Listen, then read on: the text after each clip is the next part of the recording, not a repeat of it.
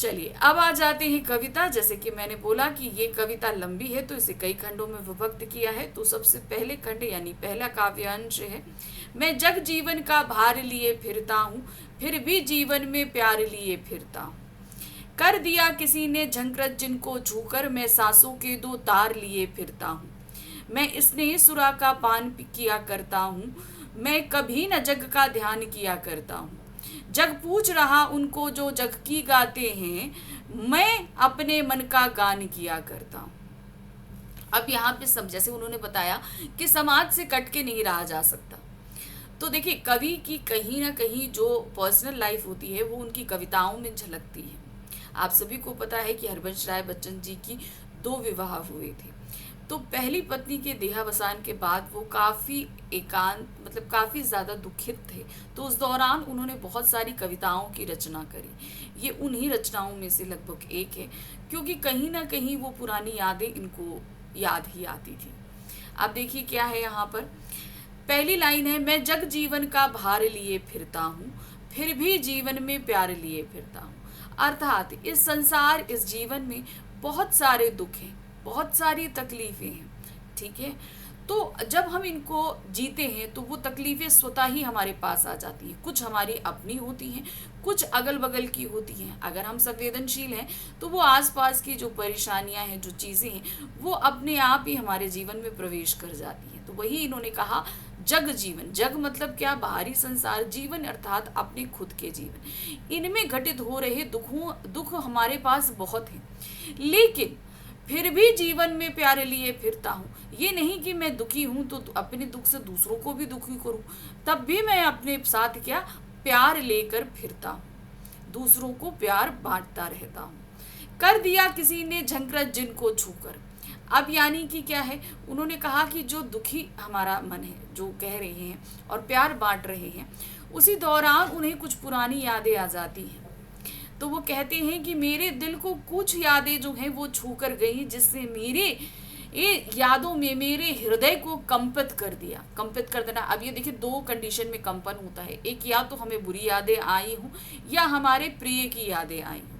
और अगर प्रिय से जुड़े उसके जुदाई से जुड़ी कोई चीज़ होगी तो वो हमें ज़रूर कंपित करेगी। तो वही चीज़ उन्होंने भी बोला है कि कर दिया किसी ने झंकृत जिनको छूकर, यानी कि मैं सांसों के 2 तार लिए फिरता हूँ। मैं तो अपना जीवन, सांसों के 2 तार का तात्पर्य क्या है यहाँ पर, कि मैं तो अपना जीवन बड़े ही स्वतः ढंग से जी रहा था, कुछ दुख और कुछ सुखों को लेकर चल रहा था, लेकिन एकदम से कुछ पुरानी यादों ने मेरे जीवन, मेरे हृदय को झंकृत कर दिया। यानी कि उन्हें कुछ ऐसी यादें आ गई जिससे उनके वो जीवन रूपी जो तार थे वो हिल के रह गए, अर्थात वो बहुत ज़्यादा विचलित हो गए। मैं स्नेह सुरा का पान किया करता हूँ। तो क्या सुरा मतलब शराब होती है। तो लोग जो हैं अपने जीवन में बहुत तरह के मादक पदार्थों का सेवन करते हैं, लेकिन मेरे लिए मेरे बीते हुए पल में जो स्नेह है वही मेरे लिए मदिरा के समान है, और उसी को पीकर मैं मदमस्त रहता हूँ। मैं कभी न जग का ध्यान किया करता हूँ, अर्थात मैं अपने में मस्त हूँ। मुझे इस जग में जो चीज़ें घटित हो रही हैं उससे मेरे को कोई भी इतना फर्क नहीं पड़ता। मैं इस जो अभी चीज़ें लोगों के दुनिया में बहुत तरह के लोग बात बोलते हैं, मैं उनका कोई भी ध्यान नहीं करता हूँ। जग पूछ रहा उनको जो जग की गाता है, यानी कि इस जग में लोग उसी की पूछते हैं, अर्थात उसी की वाहवाही करते हैं जो उनसे उनकी जैसी मीठी बातें बोलता है। अगर कोई इनसे विपरीत बोल दे तो हमेशा उसका तिरस्कार करते हैं। तो वही चीज़, यानी कि जो जग की गाते हैं, अर्थात जो हमेशा वाहवाही करते हैं एक दूसरे की, लोग उन्हीं को पूछते हैं। मैं अपने मन का गान किया करता हूँ, मुझे किसी की कोई फिक्र नहीं, मेरे मन में जो चीज़ मैं वही किया करता हूँ। यानी कि यहाँ पर मैं किसी की ना अच्छाई करता ना किसी की बुराई करता हूँ। मेरे जीवन में जो चीज़ें हैं मैं उसे मदमस्त होकर जीता हूँ। चलिए देखिए अब इसका संदर्भ देखिए। संदर्भ जो है वो पूरी कविता का सेम ही रहेगा। प्रस्तुत काव्यांश हमारी पाठ्यपुस्तक आरोह भाग 2 की आत्मपरिचय शीर्षक कविता से उद्धत है। इसके रचयिता छायावादोत्तर काल के प्रतिनिधि कवि हरिवंश राय बच्चन है। ठीक है, अब आते हैं इसका प्रसंग। हर काव्यांश का प्रसंग अलग अलग रहेगा, मगर उसका संदर्भ एक ही रहेगा। इन काव्य पंक्तियों में कवि अपने व्यक्तित्व की अंतर्निहित विशेषताओं को उद्घाटित कर रहा है, यानी कि उसके अंदर जो क्वालिटीज हैं वो उनको बाहर उजागर कर रहा है। कवि कहता है, मैं संसार भर के दबावों, सांसारिक भाग को लिए फिरता हूँ। ये जैसे मैंने बताया कि इस बाहर जो जग है इसके बहुत दुख हैं, उसकी बहुत तकलीफें हैं, जिसका दबाव मेरे ऊपर है, तो वो उनको लेकर फिरता है। अर्थात मेरे ऊपर तमाम बुनियादी बंदिशें हैं, फिर भी मैं उनको स्नेह देता हूँ, सबसे प्रेम बांटता हूँ। कवि के कहने का आशय है कि उसका जीवन प्रेम की ऊर्जा से संचालित है। वो किसी बाहरी दबाव से नहीं है कि बाहर जितनी सारी बंदिशें हैं, इतना दुख है, तो वो अपने आप को उससे दुखित जरूर होता है वो, लेकिन उसके जीवन में जो प्यार भरा है वो उसी से मदमस्त रहता है। कवि आगे कहता है, सांसों के तार लगे हृदय रूपी वाद्य को लिए हुए जिसे किसी ने छूकर झंकृत यानी कि कंपित कर दिया। अब हृदय में जो तार तो सच्ची में लिटरली तो लगे नहीं है, यानी कि किसी की याद ने मेरे हृदय को कंपित कर दिया। इसी क्रम में कवि आगे कहता है, मेरा मन प्रेम की मदिरा यानी कि स्नेह सुरा पीकर मतलब वाला है, यानी कि लोगों को जो है मदमस्त होने के लिए बहुत तरह के मादक पदार्थों की ज़रूरत होती है, लेकिन मेरे जीवन में जो स्नेह, जो प्यार है, वही मेरे लिए सबसे ज़्यादा मादकता प्रदान करता है, वही मुझे ये नशा देता है। मैं इस दुनिया की रीति अर्थात बंधनों का ध्यान नहीं करता, उन्हें महत्व नहीं देता। यह दुनिया गुणगान प्रिय है, यानी कि जो उसकी वाहवाही करता है, जो इसकी प्रशंसा करता है, यह उसका ध्यान रखने वाली है। लेकिन मैं इन सब से अलग हूँ, अपने मन की आवाज़, अपने मन के गान को गाता हूँ और इससे मैं स्वयं संतुष्ट रहता हूँ। तो ना मैं किसी की बुराई करता, ना किसी की अच्छाई करता, मैं अपने में मदमस्त हूँ। मेरे पास जो स्नेह है, जो प्यार है, मेरे उस छोटे से संसार में, उसमें मस्त रहा करता। अब जो है ये इन पंक्तियों की हमारे पास क्या है, काव्य सौंदर्य। देखिए, भाषा साहित्यिक खड़ी बोली है, आत्मकथ्यात्मक शैली में संवेदन शक्ति यह गेय काव्य रचना अत्यंत मुखर है। तो समझ में आया। सबसे पहले ध्यान रख लीजिए, खड़ी बोली में पूरी कविता लिखी गई है, पूरी कविता आत्मकथ्यात्मक शैली में और संवेदनशीलता युक्त है। साथ में ये गेयता है, यानी कि इस कविता को गाया जा सकता है। ये तुकांत युक्त कविता है। मुक्त छंद का प्रयोग है, जिसमें लयबद्धता का गुण विद्यमान है। जग जीवन स्नेह सुरा में अनुप्रास अलंग तथा लिए फिरता हूँ पद में एकाधिक बार प्रयोग करना पुनरुक्ति प्रकाश अलंकार का प्रयोग दर्शनीय है। तो समझ में आया, लिए फिरता हूँ ये कई बार इस्तेमाल हुआ है, इसलिए वहां पर पुनरुक्ति प्रकाश अलंकार होगा। काव्यांश संख्या 2 है, मैं निज उर के उद्गार लिए फिरता हूँ, मैं निज उर के उपहार लिए फिरता हूँ। है ये अपूर्ण संसार न मुझको भाता, मैं स्वप्नों का संसार लिए फिरता हूँ। मैं जला हृदय में अग्नि दहा करता हूँ, सुख दुख दोनों में मगन रहा करता हूँ। जब जग भव सागर तरने को नाव बनाए, मैं भव मौजों पर मस्त बहा करता हूँ। तो अब यहाँ पर क्या कह रहे हैं ये, इनका कहने का तात्पर्य है कि मेरा, निज मतलब मेरा, उर मतलब हृदय, बहुत सारे हृदय के जो है ना वो दुख हैं, तकलीफ हैं, यादें हैं, ये सब मेरे दिल में है, लेकिन इन सब के बावजूद मैं पूरे संसार के लिए उपहार, अब उपहार क्या होता है, कुछ भी आप दोगे तो सामने वाला खुश होगा। तो ये सीधी सी तात्पर्य है कि मैं दूसरों के लिए जो है वो खुशियाँ लेकर फिरता हूँ। मेरे दिल में चाहे जितनी दुख हो, तकलीफ हो, लेकिन मैं हमेशा क्या करता हूँ, मैं दूसरों के लिए खुशियाँ लेकर फिरता हूँ। है ये अपूर्ण संसार न मुझको भाता, मैं सपनों का संसार लिए फिरता हूँ। अब इस पूरे संसार में आप अगर देखो तो हर एक व्यक्ति जो है अपने सपनों को पूरा करने के लिए भागता रहता है और उन चीज़ों के लिए भागता है जो नश्वर है। तो वही चीज़ कहते हैं ये अपूर्ण संसार है। क्यों? क्योंकि उसे नहीं पता कि खुशियाँ कहाँ पर है, कहाँ उसे ढूंढना चाहिए।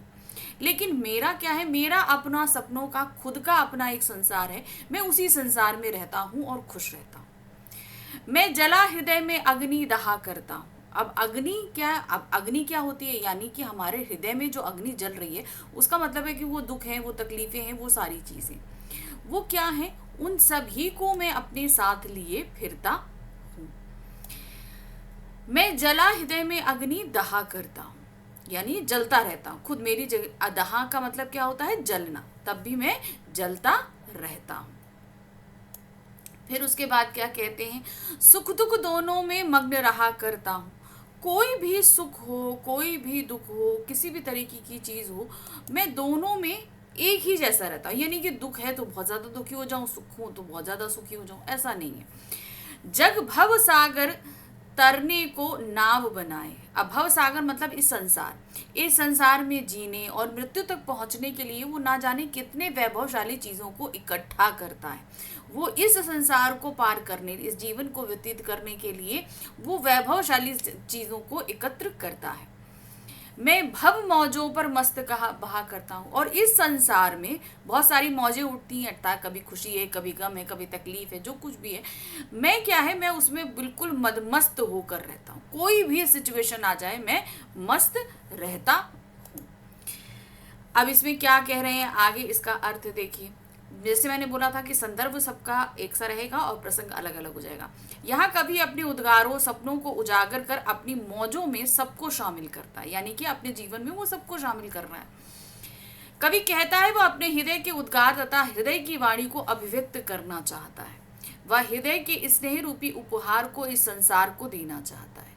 तो कहने का तात्पर्य क्या है, उसके जीवन में जो दुख है, वो जो तकलीफें हैं, वो उन सारी चीज़ों को रखते हुए भी वो स्नेह रूप जो है वो सभी को देकर व्यक्त करना चाहता है। यह संसार कवि को अपूर्ण लगता है।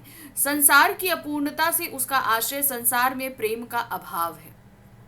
ठीक है, अपूर्ण क्यों है? क्योंकि वहां पे लोग वैभवशाली शक्तियों के पीछे भाग रहे हैं, उन्हें जो चीज चाहिए वो उनको नहीं मिल रही है। कहने का आशय यह है कि संसार प्रेम पाने की आशाएं और इच्छाएं जो पूरी नहीं हो पाती और मनुष्य उसमें उलझकर रह जाता है, यानी कि जो चीज वो चाहता है वो उसको मिल नहीं पाती है।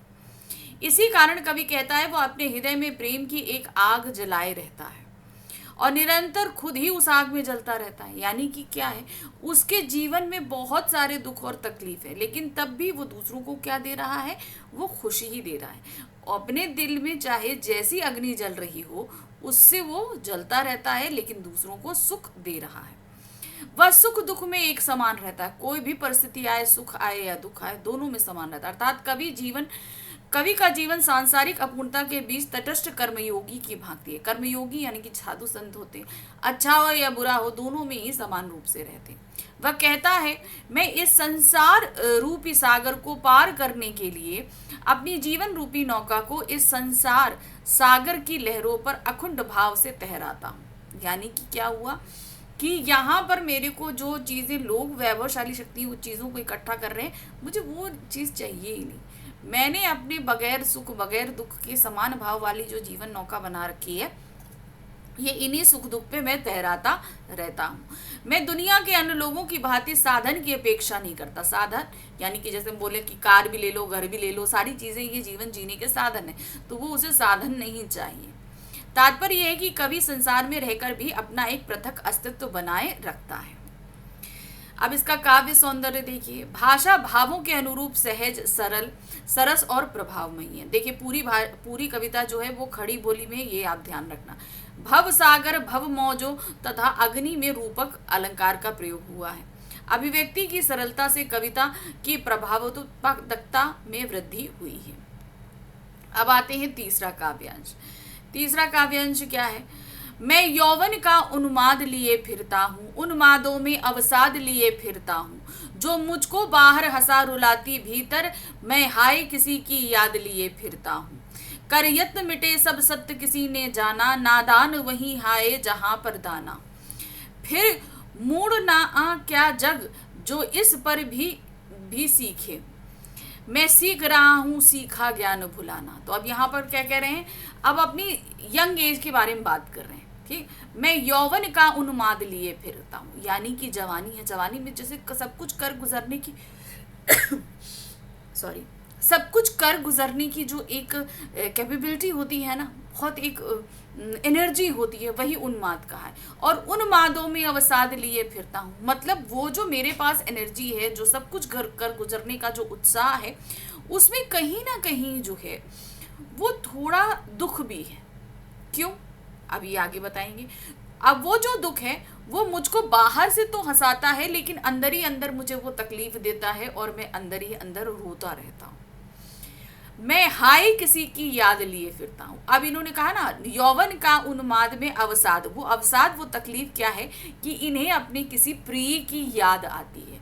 जो है ना यौवन, युवा अवस्था की कोई प्रेयसी रही हो सकती है, कोई भी रहा हो सकता है, तो उसकी याद की वजह, याद क्या है, उन्हें जो है भीतर ही भीतर रुलाती रहती है और उसकी यादों को लेकर वो बाहर शारीरिक रूप से हंसते रहते हैं।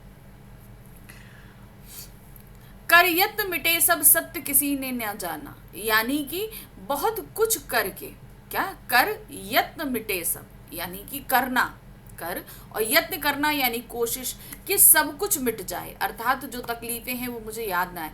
सत्य किसी ने जाना मतलब मैं कितनी अंदर से, बाहर से सब मुझे खुशी देख रहे हैं लेकिन अंदर से मैं बहुत तकलीफ में हूँ, बहुत मुझे चोट है, लेकिन ये बात कोई भी बाहर नहीं जानता है।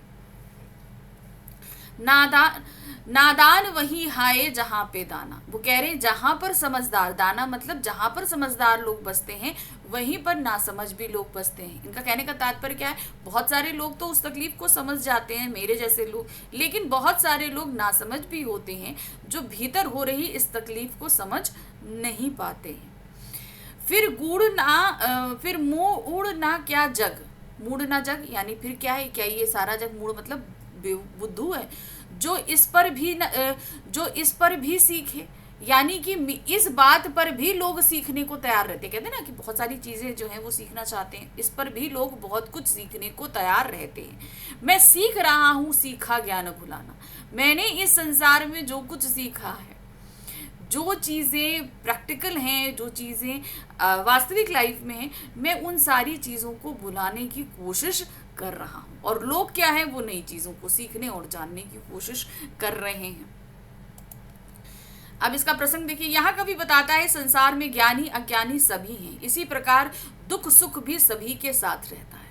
क्या कहते हैं कवि, कहता है वह यौवन के उन्माद को अपने भीतर लिए फिरता, मतलब एक जो एनर्जी होती है युवावस्था की वो, लेकिन उसके उन्माद में अवसाद लिए फिरता हूँ, अर्थात कहीं ना कहीं उसमें किसी गहरे दुख की पीड़ा का सन्निहित भी है। यानी कि जो युवा अवस्था का जो उन्माद, जो एनर्जी, जो सारी चीज़ें हैं, उसमें कहीं ना कहीं बहुत सारा दुख भी है। कभी किसी ऐसे प्रिय की याद में डूबा हुआ है जो उसे सुख दुखात्मक अनुभूति देता रहता है, यानी कि जो उनको कहीं ना कहीं अंदर से रुलाता है और बाहर से हंसाता है। वह कहता है उस प्रियतम की याद उसे बाहर बाहर तो हंसाती है लेकिन भीतर ही भीतर उसे रुलाती है। स्पष्टता यहाँ प्रिय के वियोग की स्थिति तथा उस पर उत्पन्न करुणा और दुखद स्मृति है, यानी कि उनकी कोई प्रिय है जो उनसे बिछड़ गई थी और उनका तकलीफ उनको सता रही है। कभी आगे कहता है सभी अपने अपने ढंग से यत्न करके हार गए, परंतु इस सत्य को किसी ने नहीं समझा कि जहां दाना वहीं नादान होते हैं। यानी कि सभी लोग क्या है, वो चीज़ों को समझना चाहते हैं, जानना चाहते हैं, लेकिन समझ नहीं पाते। और वो सत्य क्या है, क्यों ये सत्य है, क्योंकि जहां पर समझदार यानी कि दाना लोग, समझदार लोग रहते हैं, वहीं पर नादान भी रहते हैं। अर्थात जहां बुद्धिमान या अक्लमंद लोग हैं वहीं नासमझ लोग भी रहते हैं। इसीलिए वो इस यत्न करने के बावजूद इस सत्य को समझ नहीं पा रहे हैं। जहां सब कुछ उपलब्ध वहीं खालीपन भी है, रिक्तता का एहसास भी है। अब इन्होंने कई तरीके से बताया, जहां पर सब कुछ होता है वहां खालीपन भी होता है, यानी कि जहां अक्लमंद भी होते हैं वहां बुद्धिमान भी, क्या कहते हैं, बेवकूफ लोग भी होते हैं। कवि यहाँ संसार के अजीब रवैये रंग ढंग की बात करना चाहता है। वह कहता है कि ऐसी दशा में वह इस दुनिया को नासमझ ना कहे जो भ्रमों में उलझी पड़ी है और उनसे मुक्त भी नहीं होना चाहता। इसीलिए कवि कहता है कि वह सीखे हुए ज्ञान को भूलने की कला सीख रहा है। कहने का तात्पर्य क्या, इसने इस संसार में बहुत सारी चीज़ें लिखी, लेकिन जब अपनी लाइफ को देखता है तो वो सारे ज्ञान को भुलाने की कोशिश करता है, क्योंकि अगर उन सारे ज्ञान को अपनी लाइफ में इम्प्लीमेंट करता है तो उसे और ज़्यादा दुख तकलीफ होती है। वस्तुतः कवि अपनी पूर्व स्मृतियों से पीछा छुड़ाना चाहता है, क्योंकि कहीं ना कहीं वे उसे पीड़ा देती है। अब आते हैं इसके काव्य सौंदर्य पे। भाषा सहज सरल और प्रभाव युक्त है, साहित्यिक खड़ी बोली का प्रयोग हुआ है। उन्मादों में अवसाद पद में विरोधाभास अलंकार का प्रयोग द्रष्टव्य है। इसी तरह बाहर हंसना रुलाती भीतर भी अन्य विरोधाभासी अलंकार है, जहां पर चीजें एकदम विपरीत हैं और साथ में रखी गई हैं। मिटे सब सत्य किसी तथा किसी के में अनुप्रास अलंकार। अब आते हैं काव्यांश संख्या 4 पे। मैं और जग और कहाँ का नाता, मैं बना बना कितने जग रोज मिटाता। जग जिस पृथ्वी पर जोड़ा करता वैभव, मैं प्रतिपग उस पृथ्वी को ठुकराता। मैं निज रोदन में राग लिए फिरता हूँ, शीतलवाड़ी में आग लिए फिरता हूँ। हो जिस पर भूपों के प्रासाद निछावर, मैं वह खंडर का भाग लिए फिरता हूँ। तो अब क्या कहते हैं, मैं और जग और, यानी कि इस जग की जो प्रचलित पद्धतियां हैं मैं उससे बहुत अलग हटकर हूं। मतलब मैं अलग हूं और ये जग अलग सोचता है। कहाँ का नाता, अब मतलब मेरी सोच, मेरी समझ और इस संसार के लोगों की जो समझ है उसमें बहुत ही विरोधाभास है। इसलिए मेरा इस जग के लोगों से कहाँ कोई नाता है। मैं बना बना कितने जग रोज मिटाता हूँ, अर्थात मैं इस जग के साथ अपना सामंजस्य बिठाने के लिए ना जाने कितनी चीजों की कोशिश रोज करता हूं, मगर असफल हो जाता हूं। जग जिस पृथ्वी पर जोड़ा करता वैभव, यानी कि लोग जो हैं इस पृथ्वी पर अपने जीवन को व्यतीत करने के लिए बहुत सारी वैभवशाली चीजों को जोड़ते हैं, जैसे हीरे जवाहरात, मकान, गाड़ियां, बहुत सारी चीजें जोड़ते हैं, बहुत महंगा होता है। तो वो सारी चीजें अपने जीवन को व्यतीत करने के लिए जोड़ता है। मैं प्रतिपग उस धरती को ठुकराता हूँ, अर्थात मैं इस वैभवशाली संपन्नता, मुझे कुछ नहीं चाहिए, मैं इसे ठुकरा देता हूँ। मैं निज रोदन में राग लिए फिरता हूँ, यानी कि मैं अपने जीवन में जो तकलीफ है मैं उसमें रोता रहता हूँ, लेकिन लोग कहते हैं क्या तुम गाते हो, ठीक है ना। यानी कि उस रुंदन में भी एक राग है। शीतल वाड़ी में आग लिए फिरता हूँ, यानी कि मेरी जो वाणी है वो बहुत शीतल है, सबको शीतलता, लेकिन वो कहीं ना कहीं भीतर भीतर मुझको जला रही है, इस दुनिया की वास्तविकता को दिखा रही है। तो उसी को इन्होंने क्या बोला है, आग बोला है। हो जिस भूपों के प्रासाद निछावर, हो जिस भूपो मतलब क्या हुआ, राजा, प्रसाद मतलब महल। तो वो कह रहे हैं कि मैंने जो अपना संसार बनाया है, मेरी यादों का जो संसार है, मेरा जो भूत है, वैसे खंडहर पर है ना, मैं वह खंडहर का भाग लिए फिरता हूँ। तो उन्होंने बोला मेरे पास मेरी यादों का जो खंडहर है, उन यादों पर मैं ना जाने कितने जो है लोगों, जो राजाओं के प्रासाद मतलब क्या होता है, महलों को निछावर कर दूं। मेरे लिए मेरी यादों का वो खंडर ही सबसे प्रिय और कीमती है। अब आते हैं प्रसंग पे। सांसारिक लोगों ने इतर भावना में कवि अपनी रचनात्मकता से एक भिन्न दुनिया का निर्माण करता है।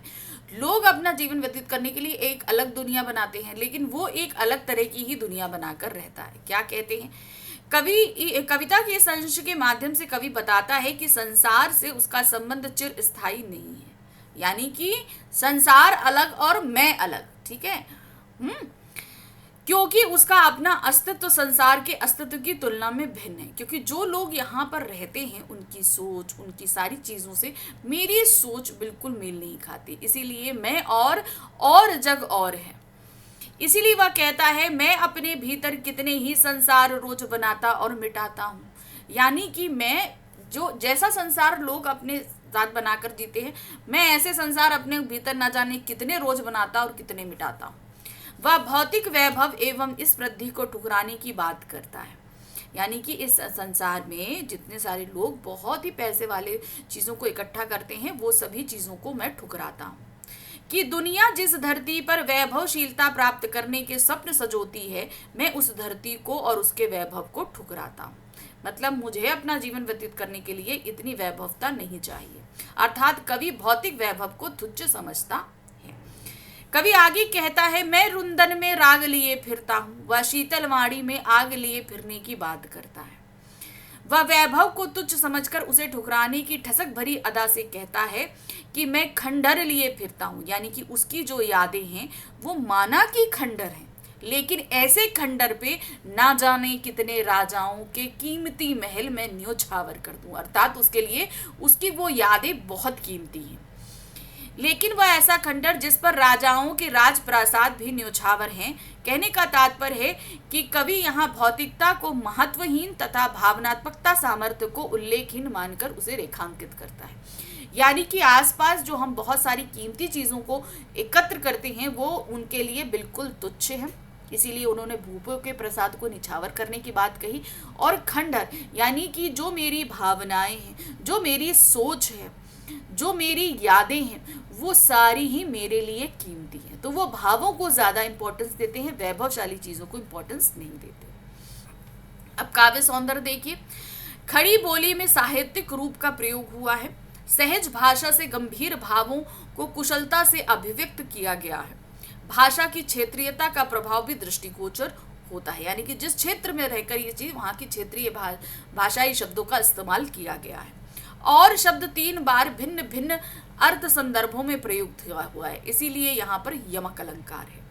रोदन में राग और शीतल वाणी में आग विरोधों को बताता है, इसलिए यहाँ पर क्या होगा, विरोधाभास अलंकार।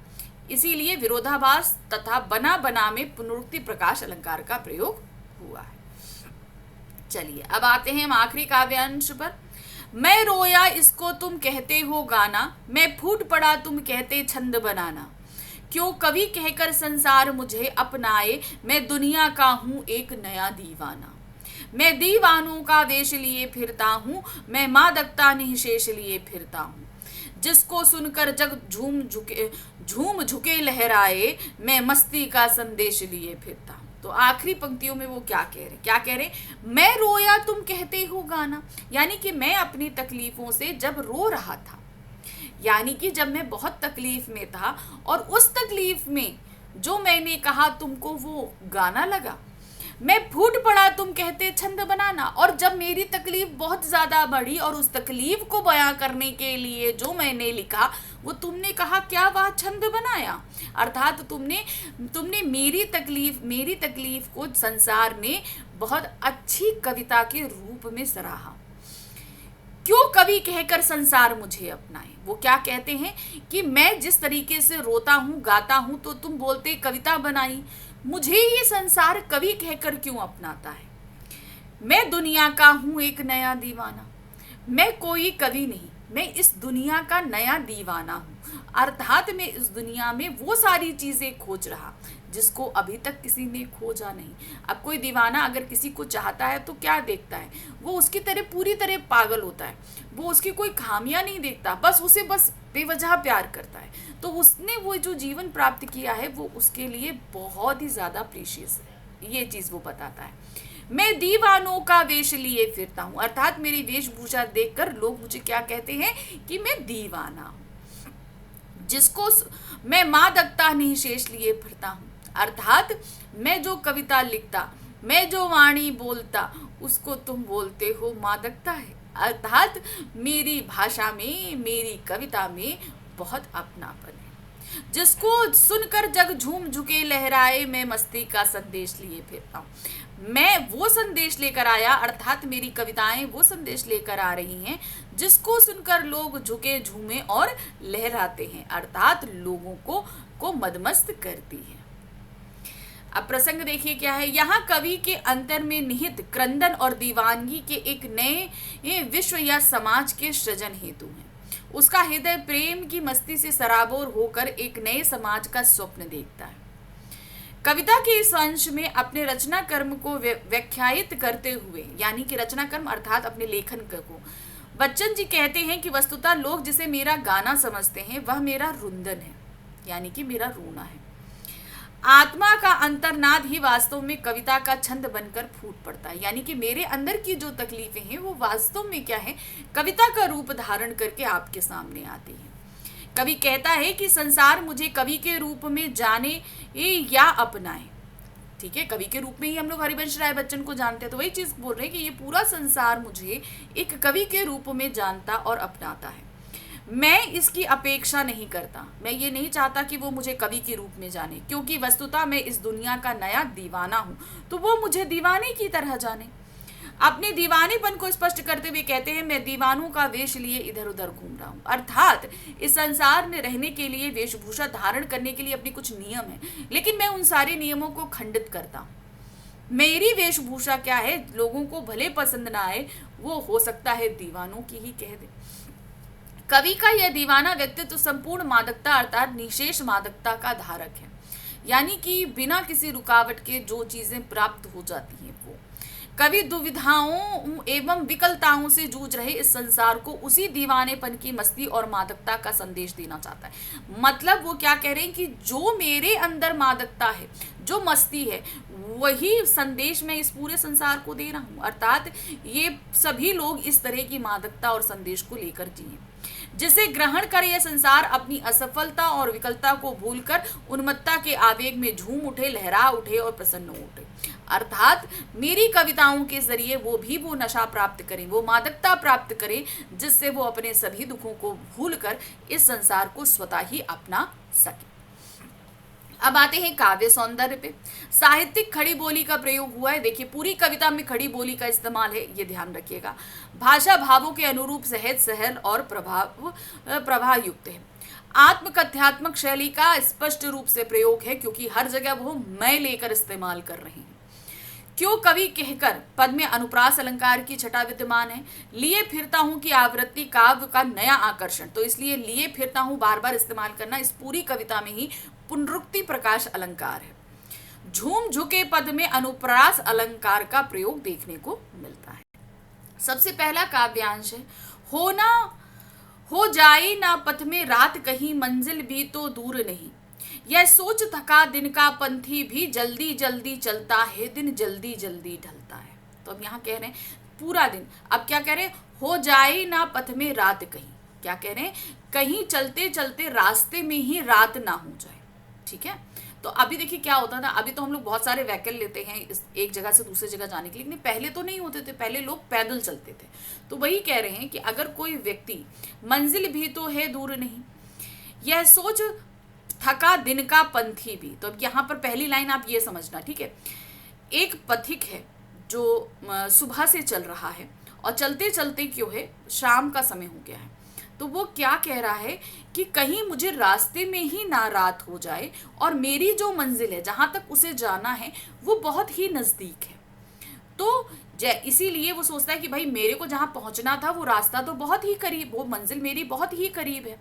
कहीं ऐसा ना हो कि रास्ते में ही रात हो जाए, क्योंकि रास्ते में रात होने का मतलब क्या हो गया कि सारी तरफ जो है खतरे बढ़ जाते हैं। तो इसीलिए वो जैसे ही ये सोचता है तो उसके जो कदम हैं वो और तेजी से चलने लगते हैं कि जल्दी जल्दी मैं चलूं और जल्दी चलकर मैं कहाँ पहुँच जाऊं, अपनी मंजिल तक, यानी कि अर्थात अपने घर तक पहुँच जाऊं। क्यों, क्योंकि दिन बहुत जल्दी जल्दी ढलता है। अब ये जो लाइन है ना, दिन जल्दी जल्दी ढलता है, ये हमारी गीत का शीर्षक भी है। इसके माध्यम से कवि ने बताना चाहा है कि समय बहुत क्षणिक है, बहुत जल्दी समय बीतता है, इस चीज का एहसास उन्होंने कराया है। तो ये पढ़ लिया। आप देखिए क्या है, प्रस्तुत कविता प्रसिद्ध छायाउत्तर कवि डॉक्टर हरिवंश राय बच्चन की कृति निशा निमंत्रण से उद्धत है। अब इसका प्रसंग देखिए क्या है। इस कविता में कवि ने क्षण प्रतिक्षण बीतते समय के साथ लक्ष्य प्राप्ति की आतुरता को दर्शाया है। उनका कहने का तात्पर्य क्या है, समय बहुत जल्दी बीतता है, तो उस जिस भी चीज को हम पाना चाहते हैं उसके लिए हमें बहुत जल्दी प्रयास करने पड़ते हैं। इसीलिए उन्होंने बार बार बोला है दिन जल्दी जल्दी ढलता है। अब आते हैं इन्हीं पंक्तियों की व्याख्या पर। कवि कहता है दिन जल्दी जल्दी अर्थात शीघ्रता से ढल रहा है। इस कारण यह सोचकर कि रास्ते में कहीं रात ना हो जाए, दिन भर का थका हुआ यात्री भी अपनी मंजिल अर्थात लक्ष्य का उद्देश्य तक शीघ्र पहुंचने हेतु जल्दी जल्दी चलता है। यानी कि उसे भी क्या है, उसके लक्ष्य की ज्ञान है। अब वो सुबह से चल रहा है, इसलिए वो थक भी चुका है। अब वो सोच रहा है कि भाई मैं इतना तो थक चुका हूँ, चलो थोड़ा सा आराम कर लूँ, लेकिन वो आराम नहीं करता। वो क्या कहता है कि भाई मेरी मंजिल तो बहुत ही करीब है, मैं आधे से ज़्यादा रास्ता पार कर चुका हूँ, थोड़ा सा ही रास्ता बाकी है, तो क्यों मैं आराम करूँ। और अगर मैं आराम करने बैठ गया तो क्या होगा, रास्ते में ही रात हो जाएगी। इसलिए मुझे नहीं बैठना, मैं क्या हूँ जल्दी जल्दी चल लेता हूँ ताकि समय से ही अपने लक्ष्य तक पहुँच जाऊँ। लक्ष्य अर्थात अपने रैन बसेरे या प्रिय तक शीघ्र पहुंचने की आतुरता के कारण उसे दिन जल्दी जल्दी ढलता अर्थात समय शीघ्रता से बीतता हुआ प्रतीत होता है। कवि बार बार दोहराता है कि दिन शीघ्रता से बीतता है। हमें कभी कोई भी काम, जैसे मान लीजिए जैसे स्कूल है, स्कूल से जब आप छूटते हो तो आपको जल्दी घर पहुंचना, तो आपको लगता है अरे भाई इतना लंबा समय क्यों लग रहा है, जबकि समय उतना ही लग रहा है जितना डेली लगता है। लेकिन आपको घर पहुंचने की जल्दी है, इस वजह से आपको लग रहा है कि कहीं ऐसा ना हो भाई जल्दी जल्दी बहुत लंबा समय हो रहा है, जल्दी जल्दी बीताना है हमको। तो वही चीज़ उन्होंने बोला कि समय क्षणिक है। हम अगर कहीं पहुंचना चाहते हैं तो हमें लगता है कि बहुत देर हो रही है, हमें बहुत देर हो रही है, क्योंकि वो हमारी प्रिय जगह होती है। अब काव्य सौंदर्य इसका देखिए, भाषा सरल एवं प्रवाहमयी है, जल्दी जल्दी में पुनरुक्ति प्रकाश अलंकार है, यानी कि एक ही अर्थ है। पंथी भी जल्दी जल्दी में ई की आवृत्ति के कारण स्वर मैत्री अलंकार है। भाषा संस्कृत निष्ठ होते हुए भी सरल, सुकोमल और प्रवाहमयी है। जल्दी जल्दी का प्रयोग मन की व्यग्रता को सहज अभिव्यक्ति प्रदान करता है। अब आते हैं दूसरे काव्यांश में। देखिए, पहले काव्यांश में उसने एक थके हुए पंथी के माध्यम से हमें समय की इंपॉर्टेंस को बताया। अब हम चिड़िया के माध्यम से समझेंगे क्या होता। बच्चे प्रत्याशा में होंगे, नीड़ों से झांक रहे होंगे, यह ध्यान परों में चिड़ियों के भरता कितनी चंचलता है, दिन जल्दी जल्दी ढलता है। तो क्या बच्चे प्रत्याशा में होंगे, यानी कि बच्चे किस में है, उम्मीद में है, आशा में है कि हम लोग हमारे जो माँ बाप हैं वो हमारे लिए खाना लेने बाहर गए हैं, तो वो उस खाने की आशा में क्या होंगे, नीड़ों से झांक रहे होंगे, अर्थात घोंसलों से अपने माता पिता के आने का इंतजार कर रहे होंगे। जैसे ही चिड़ियों को ये बात ध्यान आती है कि उनके बच्चे जो हैं खाने की आशा में घोंसलों में उनका इंतजार कर रहे हैं, वैसे ही चिड़ियों के परों में क्या आ जाती है, एकदम से चंचलता आ जाती है, अर्थात एकदम बहुत जल्दी से वो उड़ने लगते हैं, मतलब तेजी तेजी से कि जल्दी से हम घर पहुंच जाएं अपने बच्चों के पास, क्योंकि दिन जल्दी जल्दी ढलता है। अर्थात हमें अपने प्रिय के पास जब पहुंचना हो तो समय बहुत जल्दी गुजर जाता है।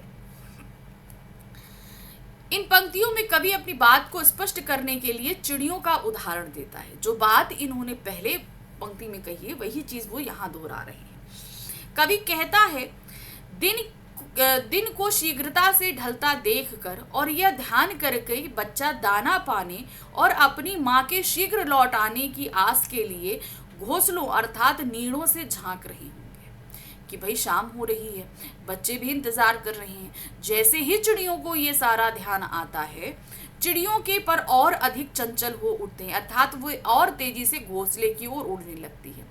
भाई पहले एक होता है बहुत जल्दी जल्दी चलना, जैसे अभी पथिक था, पथिक को पता था कि भाई रात हो रही है, उसे अपने लक्ष्य तक जल्दी पहुंचना है, तो वो जल्दी जल्दी चलने लगा। उसी तरह चिड़िया को जैसे ही ध्यान आया कि उसके बच्चे इंतजार कर रहे हैं, उसके भी परों में क्या हो गई, चंचलता आ गई, वो जल्दी जल्दी उड़ने लगी। कवि पुनः कहता है, समय जल्दी जल्दी बीत रहा है, बीतते समय के साथ शीघ्रता से उड़कर अपने घोंसले की ओर वापस लौटती चिड़ियों के परों की चंचल गति से कवि अत्यंत प्रभावित होता है। वो कहता है कि सबको जो है जल्दी है अपने प्रियों से मिलने की, चाहे वो पशु हो, पक्षी हो या मनुष्य हो। काव्य सौंदर्य देखिए, संस्कृत निष्ठ लेकिन सरल एवं कोमल भाषा का प्रयोग हुआ है। अभिव्यक्ति की सरलता द्रष्टव्य है, मार्मिक बिंबों द्वारा भाव प्रगड़ता से अभिव्यक्त हुआ है। अब आते हैं काव्यांश संख्या 3 और ये आखिरी पंक्तियां हैं हमारी। मुझसे मिलने को कौन विकल में हूं, किसके हित चंचल, यह प्रश्न शिथिल करता पद को भरता उर में विहलता है, दिन जल्दी जल्दी ढलता है। तो यहाँ पर उन्होंने क्या बताया कि भाई पथिक को अपने घर पहुंचने की जल्दी थी, चिड़िया को अपने बच्चों के पास खाना पहुंचाने की जल्दी थी, तो ये सभी थे, लेकिन मुझसे मिलने को कौन विकल। वो कह रहे हैं कि मेरे से मिलने के लिए कोई बेचैनी नहीं है, अर्थात मैं हूं किसके हित चंचल, यानी कि मैं किसके लिए इतनी जल्दी जल्दी चलूं और घर पहुंचूं, क्योंकि घर पे तो कोई है ही नहीं जो मेरा इंतजार कर रहा है। यह प्रश्न शिथिल पद करता है, जैसे ही मेरे दिमाग में ये प्रश्न आता है कि भाई मेरे घर में मेरा कोई इंतजार ही नहीं कर रहा है जिसके लिए मैं जल्दी घर पहुंचूं, जैसे ही ये चीज मेरे दिमाग में आती है मेरे कदम एकदम रुक जाते हैं, है ना भाई। जल्दी जल्दी पैर क्यों चल रहे थे, क्योंकि किसी का कोई इंतजार कर रहा था घर में, लेकिन कवि का तो घर में कोई इंतजार ही नहीं कर रहा, तो वो क्यों इतनी जल्दी जल्दी अपने कदम बढ़ाएं। ये जैसे ही उनको दिमाग में आता है इनके पैर रुक जाते हैं, शिथिलता आ जाती है, भरता उर में विहलता है, और मेरा जो हृदय है वो पूरी तरीके से बहुत ज्यादा दुखित हो जाता है। दिन जल्दी जल्दी ढलता है, यानी कि ये दिन जो जल्दी जल्दी ढल रहा है, मैं क्या करूं, मैं किसके पास जल्दी पहुंचने के लिए अपने कदमों को जल्दी जल्दी बढ़ाऊं। प्रसंग देखिए क्या है, यहाँ कवि अपने जीवन में प्रेम की कमी के कारण विद्यमान शीतलता एवं हृदय की व्याकुलता का वर्णन कर रहा है।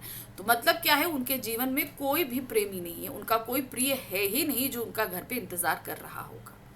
कवि कहता है दिन जल्दी जल्दी ढल रहा है, लेकिन उसमें उससे मिलने के लिए ना कोई व्याकुल है और ना ही उत्कंठित है, इसलिए वह किसके लिए शीघ्रता करे।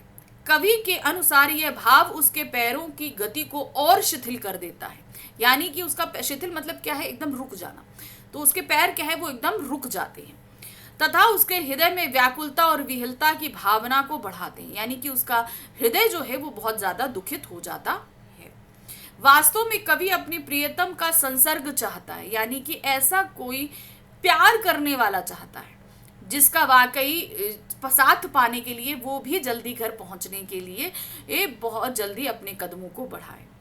वह पुनः दोहराता है कि दिन अर्थात समय शीघ्रता से व्यतीत हो रहा है, ऐसे में उससे मैं अपनी मंजिल अपने लक्ष्य तक पहुंचने की आतुरता रहनी चाहिए, यानी कि हमेशा हमारा कोई प्रिय होना चाहिए जिससे मिलने के लिए हम आतुर रहें, तभी दिन जो है वो जल्दी जल्दी ढलेगा, नहीं तो समय रुक जाता है।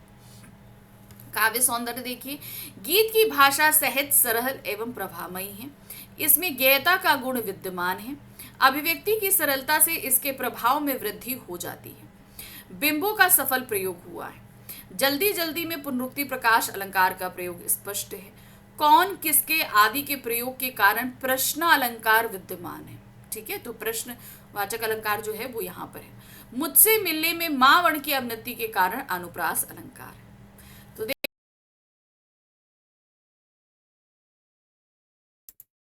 अपना कहां से करेंगे स्टार्ट, ये है हमारा पद्यांश आधारित बहुविकल्पीय प्रश्न।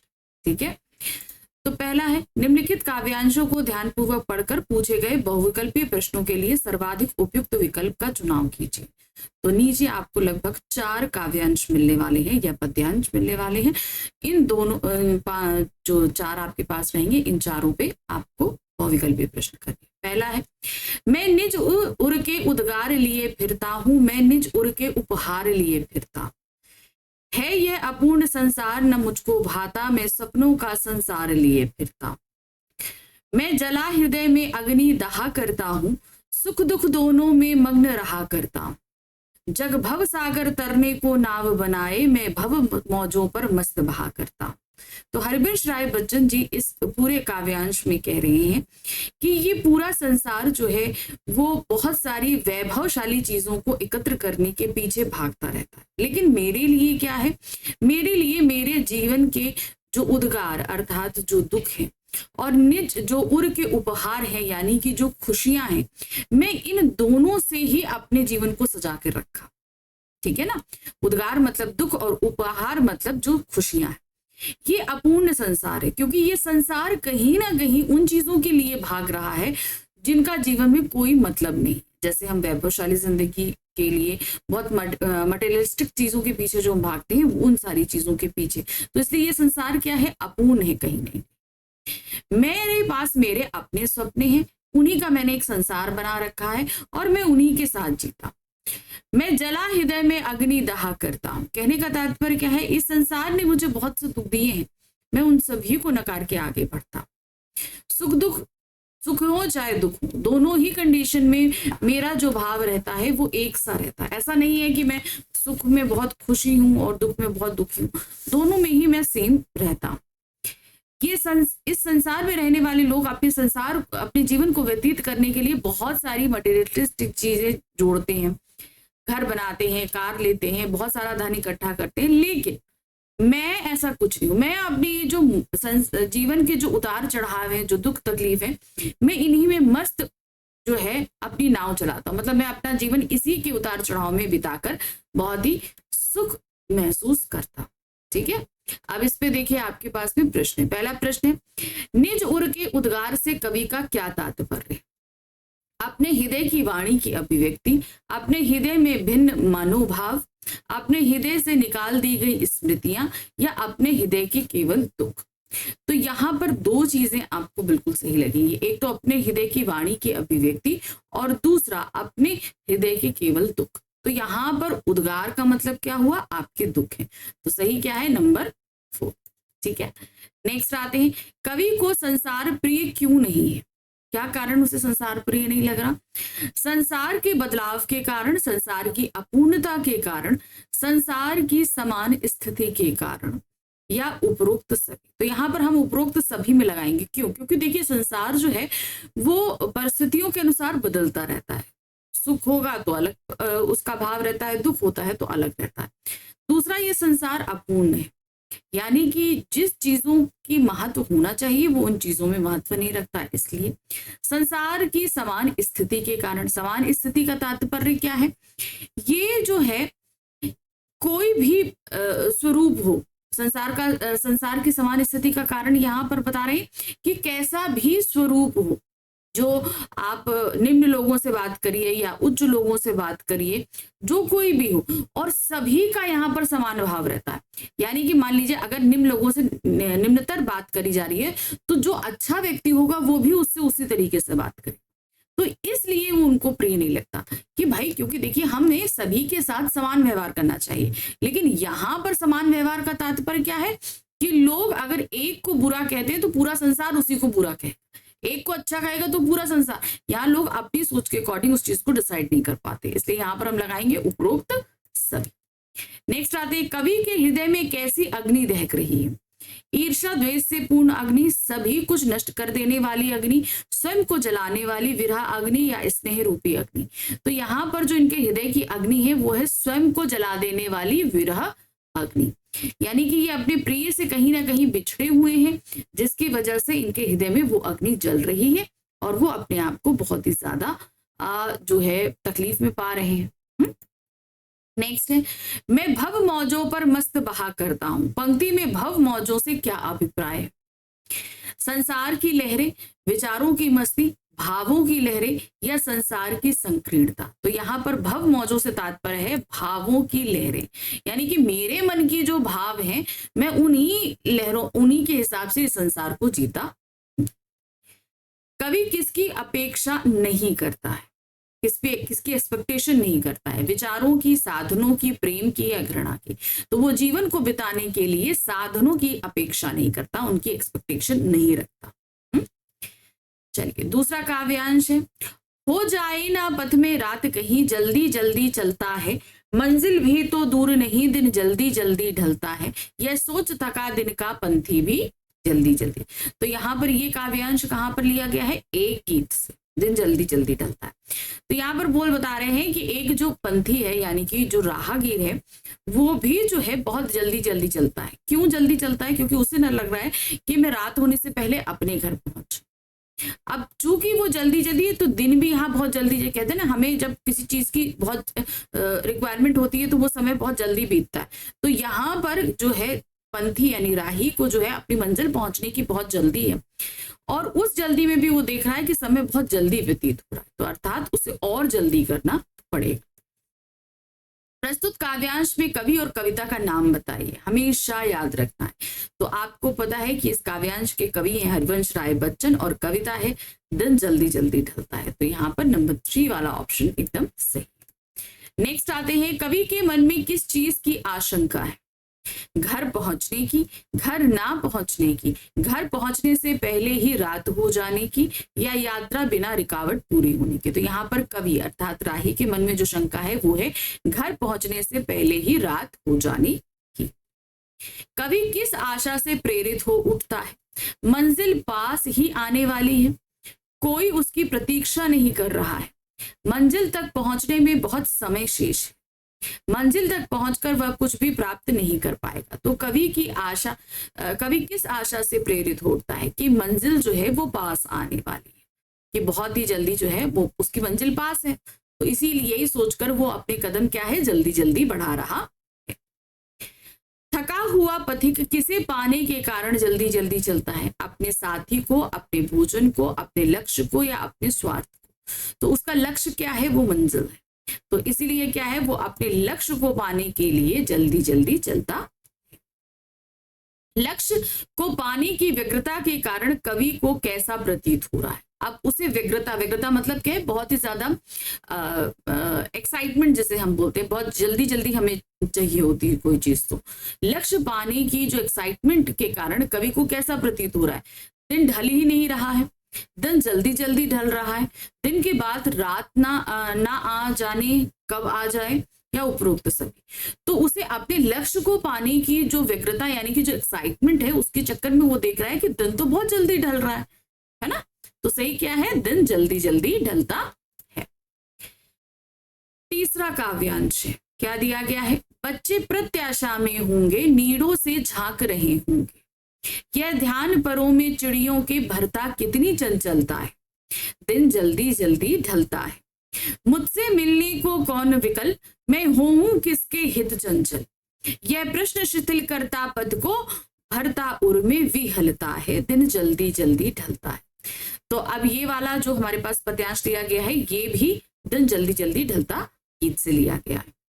यहाँ पर इन्होंने चिड़ियों के माध्यम से और खुद अपनी मना स्थिति के माध्यम से दिन के ढलने की गति को बताया है। क्या कह रहे हैं, बच्चे प्रत्याशा में होंगे, यानी कि वो उनको आशा है, नीड़ों से झांक रहे होंगे, यानी कि अपने घोंसलों से झांक रहे होंगे। तो वो किसकी आशा में है, अपने माता पिता के वापस आ जाने की, उनका इंतजार कर रहे हैं वापस आने का, और इसी आशा में वो घोंसलों से झांक रहे हैं। यह धान परों में चिड़ियों के भरता कितनी चंचलता है, चिड़िया तो पूरा दिन से निकली हुई है, उसे जैसे ही ये चीज ध्यान आती है कि बच्चे हमारा इंतजार कर रहे हैं और घोंसलों से झांक रहे हैं, ये ध्यान आते ही उसके परों में चंचलता आ जाती है, मतलब बहुत ही जल्दी वो उड़कर अपने घोंसले में पहुंच जाना चाहती है। क्यों, क्योंकि वो जल्दी नहीं पहुंचेगी तो क्या होगा, दिन जल्दी जल्दी ढलता है, यानी कि दिन जो है वो बहुत जल्दी ढल जाएगा, खत्म हो जाएगा। मुझसे मिलने को कौन विकल, अब कभी अपने बारे में कह रहे हैं कि भाई मेरे से तो मेरे घर में मिलने के लिए कोई भी परेशान नहीं है, मैं हूं किसके हित चंचल, मैं किसके लिए जल्दी घर पहुंचू, ठीक है ना, मेरा मन किसी से मिलने के लिए क्यों चंचल हो, मेरे घर में तो मेरा कोई इंतजार नहीं कर रहा कि मतलब मैं जल्दी से उससे मिलने का मेरे को एक्साइटमेंट हो, मेरा मन भी उस बात से लेकर चंचल नहीं हो रहा है। यह प्रश्न शिथिल करता पद को, भरता उर में विहलता है, यानी कि जैसे ही मेरे को ये ध्यान आता है कि अरे मेरे घर में तो मेरा इंतजार कोई कर ही नहीं रहा है, मैं किसके लिए जल्दी जल्दी घर पहुंचूं, जैसे ही विचार आया मेरे पैर जो है वो कहीं ना कहीं रुक गए, शिथिल हो जाना मतलब रुक जाना, और मेरे हृदय में बहुत ही ज्यादा दुख उत्पन्न हो गया, दिन जल्दी जल्दी ढलता है। अब यहाँ पर इसी काव्यांश पे पहला हमारा जो है वो प्रश्न है, बच्चे नीर से किस लिए झांक रहे होंगे, भूखा होने के कारण, प्रकृति का आनंद लेने के कारण, माता पिता की प्रतीक्षा के कारण, या बाहर घूमने के कारण। तो सही क्या है, माता पिता की प्रतीक्षा के कारण। चिड़िया अपने बच्चों के लिए चिंतित है, ये कैसे स्पष्ट होता है, चिड़िया की उड़ान की गति से, बहुत दूर तक उड़ने से, चिड़िया द्वारा बच्चों को अकेला छोड़ने से, या चिड़िया के मंद गति से उड़ने से। तो अब चिड़िया जो है वो उसको जैसे ही ध्यान आया कि उसके बच्चे इंतजार कर रहे हैं तो उसके परों में क्या आ गई थी, चंचलता, यानी कि उसकी गति बढ़ गई थी। तो इसी से पता चलता है कि वो बच्चों के लिए चिंतित है। तो क्या है, चिड़िया अपने बच्चों के लिए चिंतित है, यह स्पष्ट होता है चिड़िया की उड़ान की गति से।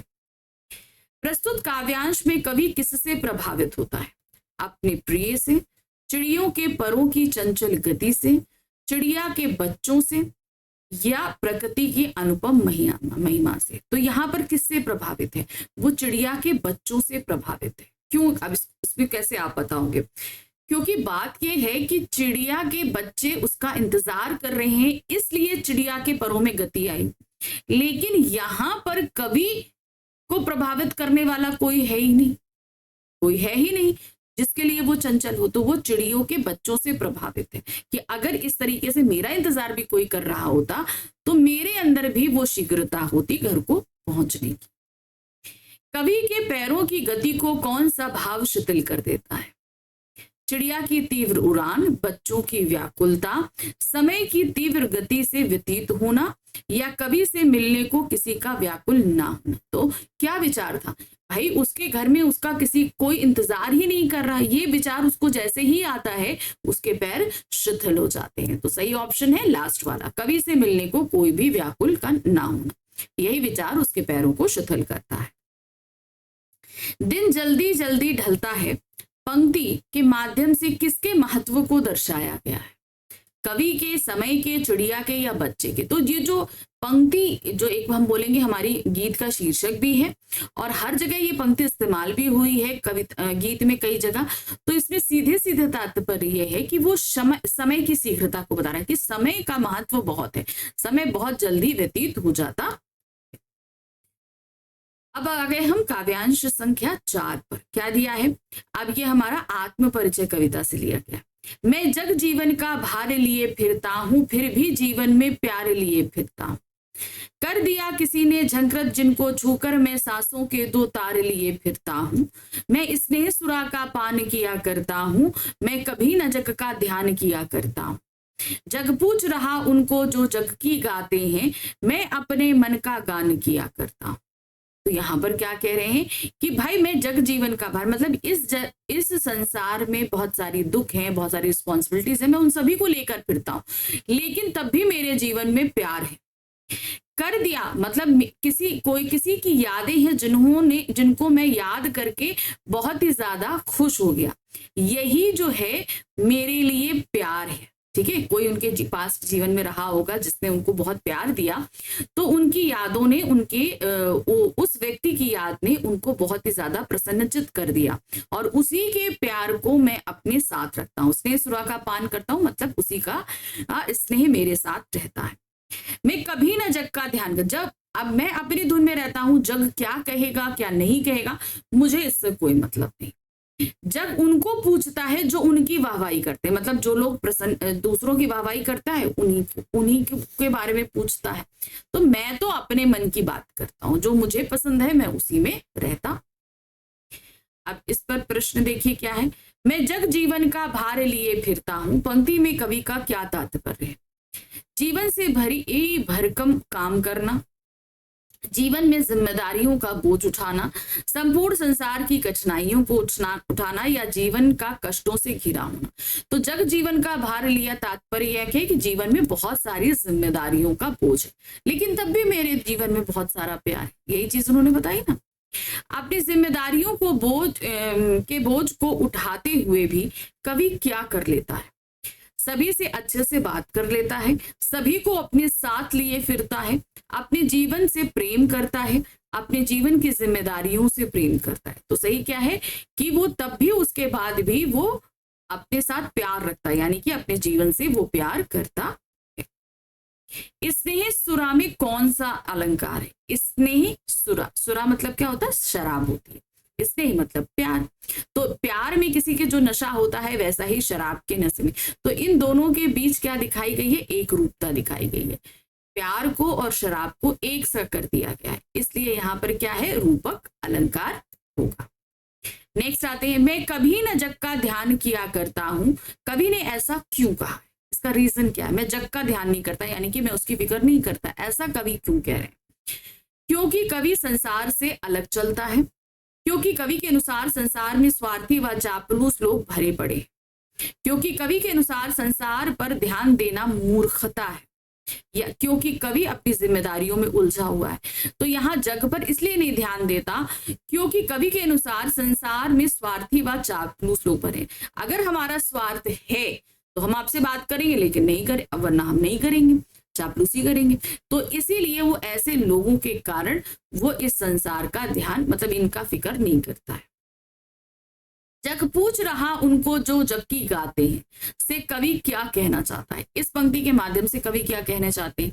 संसार उन लोगों की स्तुति करता है जो संसार के अनुसार चलते हैं। किसके अनुसार? संसार के अकॉर्डिंग चलते हैं।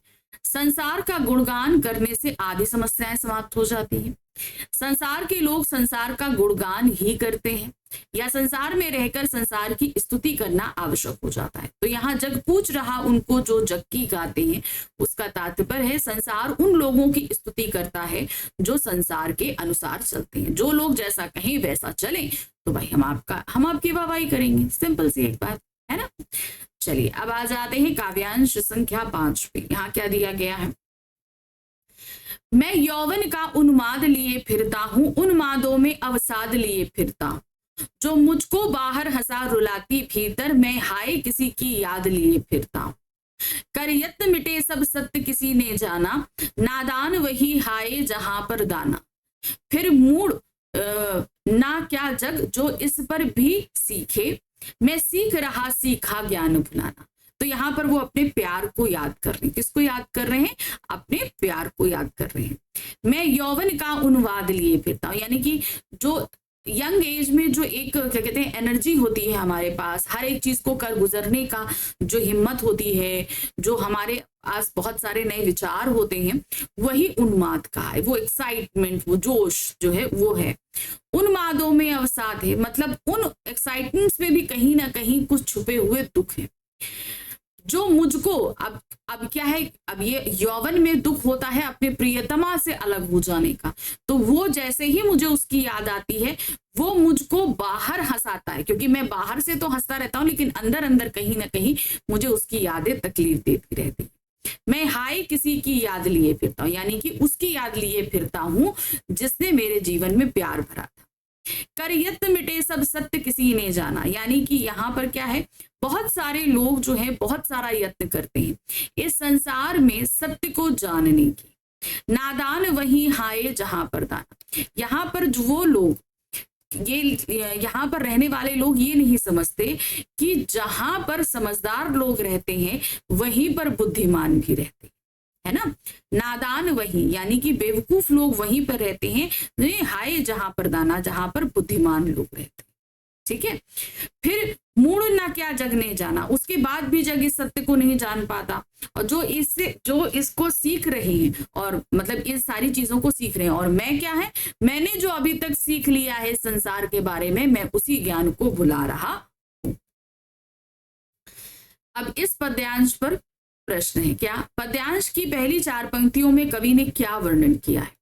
अपने मन के कष्टों को व्यक्त किया है, अपने मन के अनुभव को व्यक्त किया है, अपने जीवन के अनुभव को व्यक्त किया है, या अपने सुख दुख को व्यक्त किया है। तो पहले की जो 4 पंक्तियां हैं वो कहीं ना कहीं उनके जो मन के अनुभव है, उनके मन में जो चीजें रही हैं, प्यार है और उसकी जुदाई का जो दुख है, वो सारी चीजें उन्होंने बताई हैं। तो ये कहीं ना कहीं क्या है, अपने मन के अनुभव को व्यक्त किया है।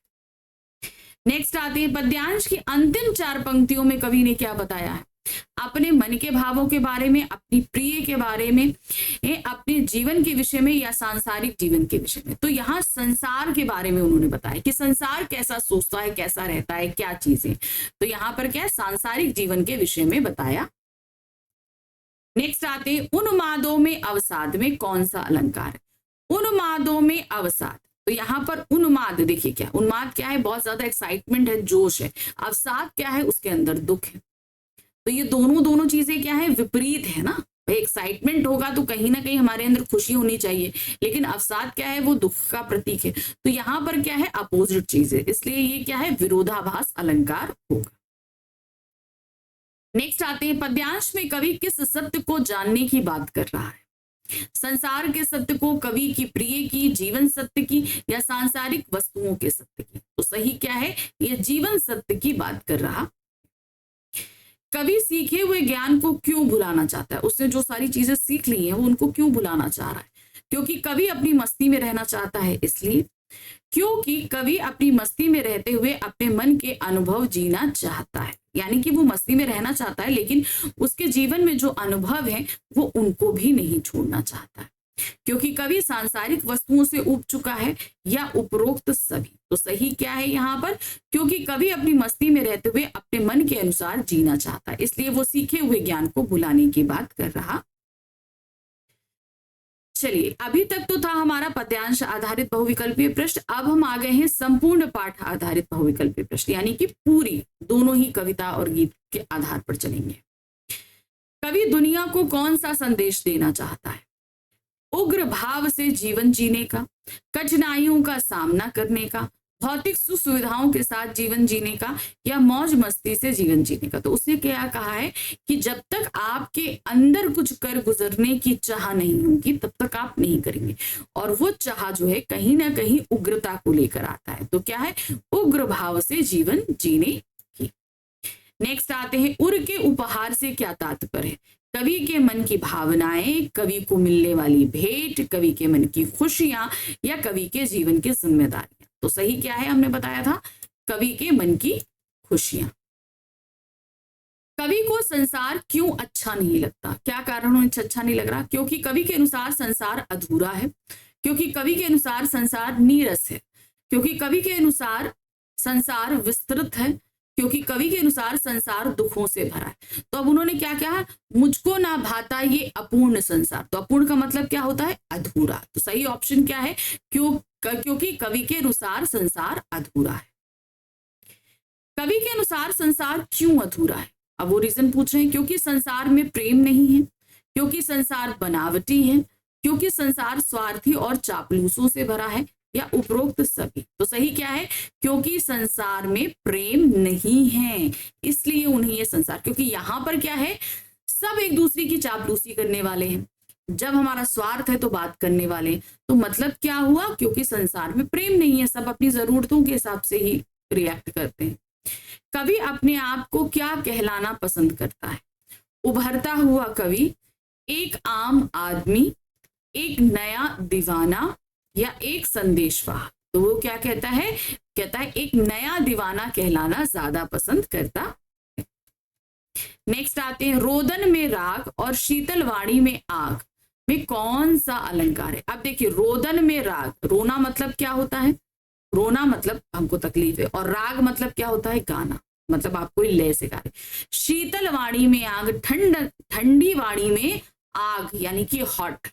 चल, तो एक तरीके से यहाँ पर विपरीतार्थक चीजों को व्यक्त किया गया है। तो ये क्या है, विरोधाभास अलंकार। मैं बना बना कितने जग रोज मिटाता से कवि का क्या आश्रय है? कवि इसके माध्यम से क्या कहना चाहते हैं? तो क्या है, कवि घमंडी है जो संसार की परवाह नहीं करता। कवि को संसार पर कविता लिखने का शौक है। कवि अपनी कल्पना में नए नए संसार बनाता और बिगाड़ता है। इनमें से कोई नहीं। तो यहाँ पर मैं बना बना कितने जग रोज मिटाता, इसका मतलब है कवि अपनी कल्पना में नए नए संसार बनाता और बिगाड़ता, यानी कि वो ये सोचता है कि मेरा संसार ऐसा होगा, ऐसा होगा, फिर उसके बाद कहता नहीं नहीं ऐसा नहीं होगा, फिर दूसरा कुछ सोचता है ना। तो वो अपनी कल्पनाओं में ये सारी चीजों के बारे में सोच रहा है। शाम के समय चिड़ियों के पंख में चंचलता क्यों आ जाती है? क्या कारण है? वे रात्रि के समय उड़ नहीं पाते, इसलिए उन्हें अपने घोंसले में प्रतीक्षा करते बच्चों की याद आ जाती है। शाम के समय उन्हें तेज उड़ने की आदत होती है, वे जल्दी घर पहुंचना चाहते हैं। तो सही रीजन क्या है, उन्हें अपने घोंसले में प्रतीक्षा करते बच्चों की याद आ जाती है, इसीलिए उनके पंखों में चंचलता आ जाती है। थका हुआ पंथी जल्दी जल्दी क्यों चलता है? क्या कारण है? जो थक चुका है लेकिन तब भी वो आराम करने की बजाय बहुत जल्दी जल्दी चल रहा है। वह घर पहुंचकर आराम करना चाहता है। वह रात्रि होने के पहले अपनी मंजिल तक पहुंचना चाहता है। वह अपनी यात्रा समाप्त करना चाहता है, या उपरोक्त में से कोई नहीं। तो क्यों वो इतनी जल्दी चल रहा है थकने के बावजूद? क्योंकि वह रात्रि होने से पहले अपनी मंजिल तक पहुंचना चाहता है। कवि किस खंडहर का वर्णन कर रहा है? प्रेम महल खंडहर, राजमहल खंडहर, महल के खंडर, या जीवन के खंडर? तो वो प्रेम के खंडर, यानी कि प्रेम का महल का जो प्रेम महल का खंडर तात्पर्य यहाँ पर होता है कि उसके जीवन में कभी प्रेम रहा, आज वो प्रेम उसके साथ नहीं, लेकिन वो यादें तो कहीं ना कहीं बनी हुई है ना। लेकिन अब धीरे धीरे क्या हो रही है, वो यादें भी धुंधली हो रही है समय के साथ। तो वो क्या हो रहा है, जब भाई कोई घर होता है वो धीरे धीरे टूटना शुरू होता है तो खंडहर बन जाता है। उसी तरह जो यादें हैं जब वो फीकी पड़ने लगती है तो वो भी क्या होती है, खंडहर का रूप ले लेती है।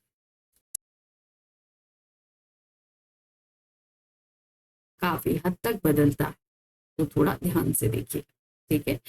तो चलिए शुरू करते हैं। सबसे पहला प्रश्न हमारे पास में आ रहा है, क्या दिया गया है? कवि जग जीवन को भार क्यों समझ? कवि ने अपनी कविता में इस चीज के लिए मेंशन किया है कि वो जग जीवन का भार लिए फिरता है। अब ये भार वो क्यों लिए फिर रहा है और क्यों वो जग जीवन को भार कह रहा है, ये बहुत बड़ी चीज है। अब इसका पहले आंसर पढ़ते हैं, फिर इसको हम समझेंगे। आंसर देखिए क्या है। कवि जग जीवन को भार समझता है क्योंकि कवि संसार में जीवन का भार अर्थात सांसारिक कठिनाइयों अथवा जिम्मेदारियों का बोझ उठाता घूमता है। अब जबकि कवि को इन जिम्मेदारियों को निभाने से अधिक अपने जीवन को प्रेम व मस्ती में जीना पसंद है, जिस कारण से कवि जीवन को जग जीवन का भार प्रतीत होता है। अब देखिए इसमें क्या दिया है, सबसे पहले समझिएगा कि ये जो जग जीवन का भार कह रहा है, अब हम लोग जब लाइफ में आते हैं तो हम लोग के पास बहुत सारी रिस्पॉन्सिबिलिटीज होती हैं। ये रिस्पॉन्सिबिलिटी जो लोग एक सांसारिक भोग में जीवन व्यतीत करना चाहते हैं उनके लिए तो आसान होता है, क्योंकि यही जीवन चक्र हो जाता है। लेकिन जो व्यक्ति जीवन से विरक्त हो जाता है, जिसके लिए सिर्फ जीवन, उसका प्रेम, उसकी मस्ती ही सब कुछ होती है, तो उसके लिए ये जिम्मेदारियां कहीं ना कहीं भार लगने लगती है। अब अगर हम हरिवंश राय बच्चन की बात करें तो वो इस संसार के साथ तालमेल नहीं बिठा पा रहे, जैसा कि हमने कविता में भी देखा कि वो इस संसार के साथ तालमेल नहीं बिठा पाते। रीजन क्या है कि उनका संसार देखने का नजरिया ही अलग है। उनके लिए रिश्ते, प्रेम, ये सारी चीजें ज्यादा मायने रखती हैं, बनस्पत सांसारिक भोग विलास। इसीलिए उनके जीवन में जब ये सांसारिक चीजें आती है तो वो उनको भार लगती है। ठीक है, तो इनका मतलब क्या हुआ कि ये अपने जीवन को, प्रेम या मस्ती का तात्पर्य ये नहीं है कि वो पूरी तरीके से अपनी जिम्मेदारियों को से फ्री होना चाहते। कहने का मतलब है कि वो इन सारी चीजों को जीवन जीने का सही तरीका नहीं मानते। उनका सिर्फ मतलब ये है कि भाई आपके जीवन में प्रेम है तो उसके तहत आप रहकर काम करो। ये उनके जो है उनकी सोच है, सोच उनकी अलग है, इसीलिए उन्हें यह जग जीवन भार सा प्रतीत हो रहा। नेक्स्ट क्वेश्चन है, कवि के मन को किसने झंकृत कर दिया। अब कह नहीं दिया, कोई ऐसी चीजें, कोई ऐसी यादें हैं जो उनके जीवन को झंझोर गई, उनको याद आ गई। वो क्या थी, उनकी प्रेयसी के साथ बिताए गए उनके वो क्षण, वो जो उनकी पुरानी यादें थी जो उनके लिए बहुत प्रिय थी। अब वो जब इस मुश्किल भरे दौर में गुजर रहे हैं, तो जब उनकी प्रेयसी उनके साथ नहीं है तो कहीं ना कहीं वो यादें उन्हें क्या कर रही हैं, फिर से वापस याद आ रही है और उनको जो है थोड़ा बेचैन भी कर रही है। देखिए क्या है, कवि अपने जीवन को सितार की तरह मानते हैं जिसके तारों को उनके अनुसार किसी ने छूकर कंपित कर दिया। अब तार, सितार या गिटार आप कोई भी ले लो जिसमें तार होते हैं, अब उनको अगर कोई छूता है तो कैसे होता है, कुछ कंपन होता है ना। अब हमारे जीवन को अगर हम सितार मान ले तो कोई ऐसी यादें, कोई ऐसी बात जो हमारे दिल को बहुत छू गई, वो हमें जो है कंपित करेंगी, अर्थात छेड़ दिया है। और वे मानते हैं उनका जीवन इन्हीं तार रूपी सांसों के कारण चल रहा है। कहने का तात्पर्य यह है कि किसी प्रिय के द्वारा कवि के कोमल मन की भावनाओं को छू लेने से जो दिल में हलचल पैदा हुई, उसी प्रेम से भरे हुए अपने जीवन को कवि जी रहा। तो समझ में आया क्या हुआ कि उनके जीवन में कभी उनकी कोई जो प्रेयसी रही वो उनके लिए बहुत प्रिय थी, और उसके साथ बिताई गई जो क्षण थे वो उनकी यादें उनके लिए बहुत प्रिय थी। आज जब वो प्रेयसी उनके साथ नहीं है तो उनकी यादें जब उनको आती है, अपनी प्रेमिका की याद उनको आती है, तो कहीं ना कहीं उनका दिल बहुत बेचैन हो पड़ता है। उनको वो यादें बहुत ही ज्यादा प्रिय हैं, इसलिए वो उनके जीवन को झंकृत कर रही हैं। नेक्स्ट आते हैं, कवि और संसार में क्या भिन्नता है, स्पष्ट कीजिए। कवि और संसार, जैसा कि मैंने पहले क्वेश्चन में बताया कि कवि की सोच संसार की सोच से काफी हद तक अलग है। ये संसार जहां भोग विलासिता पूर्ण चीजों को एकत्र करने में, उनको भोगने में खुशी महसूस करता है। प्रेम के लिए यहाँ पर कवि के लिए वो सारी चीजें मायने नहीं रखती, उनके लिए उनका प्रेम ज्यादा मायने रखता है। कवि के अनुसार उन्हें उनके जीवन में जो प्रेम मिला वे उसी प्रेम रूपी मदिरा अर्थात शराब पीकर उसके नशे में मस्त है, यानी कि वो उन्हीं की यादों में मदमस्त है, उन्हें और कुछ चाहिए। उन्होंने कभी संसार की परवाह नहीं की, क्योंकि कवि के अनुसार ये पूरा संसार उन्हीं लोगों को अधिक महत्व देता है या उन्हीं को पूछता है जो संसार के अनुसार चलते हैं। यानी कि मान लीजिए कुछ लोग अगर संसार में हैं, उन्हीं की अच्छाई करी जा रही, उन्हीं की बुराई, जो लोग अच्छाई करते हैं, जो चापलूसी भरा जीवन जी रहे हैं, उन्हीं को पूछता है। मान लीजिए हम अपने हिसाब से जीवन जी रहे हैं तो हमें कोई नहीं पूछेगा, हमारे बारे में कोई जानने की कोशिश भी नहीं करेगा। तो कहने का मतलब क्या है, वो लोग जो इस संसार के बनाए नियम कायदों के अनुसार चलते हैं, उनकी रूढ़ियों को मानते हैं, लोग उन्हीं को पूछते हैं तथा उनका गुणगान करते हैं, उन्हीं के बारे में बातें करते हैं। लेकिन कभी अपने मन की इच्छा के अनुसार चलता है, उसको जो चीज अच्छी लगती है उस हिसाब से चलता है, अर्थात कभी वही करता है जो उसका मन कहता है। फिर दुनिया उनके बारे में क्या कहेगी, इसकी उन्होंने कभी परवाह नहीं की।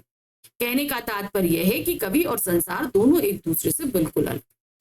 संसार कैसे चल रहा है, भोग विलास की चीजों से चल रहा है, और जो लोग चापलूसी भरा जीवन जीते हैं, संसार उन्हीं की वाहवाही कर रहा है, उन्हीं को पूछता है।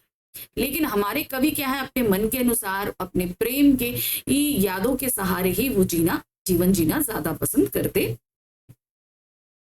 प्रश्न संख्या 4 है, कवि को कैसा संसार पसंद नहीं आता और कवि कैसे संसार में रहना पसंद करता है। जैसा कि मैंने बताया, वो संसार जो चापलूसी भरा जीवन जी रहा है, जो भोग विलास में भी जी रहा है, उस वैसा संसार हमारे कवि को पसंद नहीं आता। कवि हर समय अपने हृदय के भावों को संसार के समक्ष लाने की कोशिश करता है। उसके मन में जो चीजें हैं वो क्या कर रहा है, वो संसार के सामने ला रहा है। कवि को जो प्रेम रूपी भेंट मिली, वह उसको हमेशा अपने दिल में लिए फिरता है। अब जाहिर सी बात है, अगर हमको प्रेम मिला है तो हम वो प्रेम बांटने भी चाहेंगे। जाहिर सी बात है, अगर हमको जो चीज मिलती है हम वही चीज बांटते हैं। तो कवि को जो प्रेम मिला है वो उसी प्रेम को बांटने की बात कर रहा है। कवि के अनुसार संसार अधूरा है, जिस कारण उसको यह संसार पसंद नहीं आता। यही वजह है कि कवि अपनी कल्पना से संसार को खुश रखता है। कहने का तात्पर्य यह है कि कवि को स्वार्थी चापलूसी से भरे संसार में रहने से अधिक अपनी कल्पना के संसार में, जहां प्रेम ही प्रेम भरा है, रहना पसंद है। तो अब यहाँ पर कवि ने क्या किया है, अपना एक संसार अलग बनाया और वो उसी संसार में रहना पसंद करता है। उसको जो संसार वास्तविक में जो संसार है वो उसे पसंद नहीं, क्योंकि वो चापलूसों से भरा पड़ा है, स्वार्थी लोगों से भरा पड़ा हुआ है, जो अपने भोग विलास की चीजें, संपन्नता की चीजें हर तरीके से एकत्र करने के लिए अपने जीवन को व्यतीत कर रहे हैं। लेकिन हमारे कवि को क्या पसंद है, उन्हें पसंद है प्रेम, अपना बनाया संसार। इसीलिए वो इस संसार को पसंद नहीं करते और अपने बनाए संसार में जीना रहना ज्यादा पसंद करते हैं। प्रश्न संख्या 5 है, यौवन के उन्माद से कवि का क्या तात्पर्य है। अच्छा, उन्माद का मतलब होता है पागलपन, मस्ती। अब जब कोई युवा होता है, अब युवा अवस्था मान लीजिए टीनेजर से शुरू हो जाती है, उस समय युवाओं के पास इतना जोश होता है कि वो हर एक चीज को कर गुजरने की हिम्मत रखते हैं। ठीक है, अब ये कहेंगे कि उस समय हार्मोन्स ऐसे होते हैं, ठीक है, आप ये कह सकते हो, उनको लगता है कि वो सारा संसार जीत सकते हैं, और एक्चुअल में ये होता है उनके अंदर हो रहे चेंजेस के कारण। ठीक है, तो उसको आप बोल सकते हैं यौवन का उन्माद। कवि अपनी जवानी के पागलपन की मस्ती में घूमता रहता है।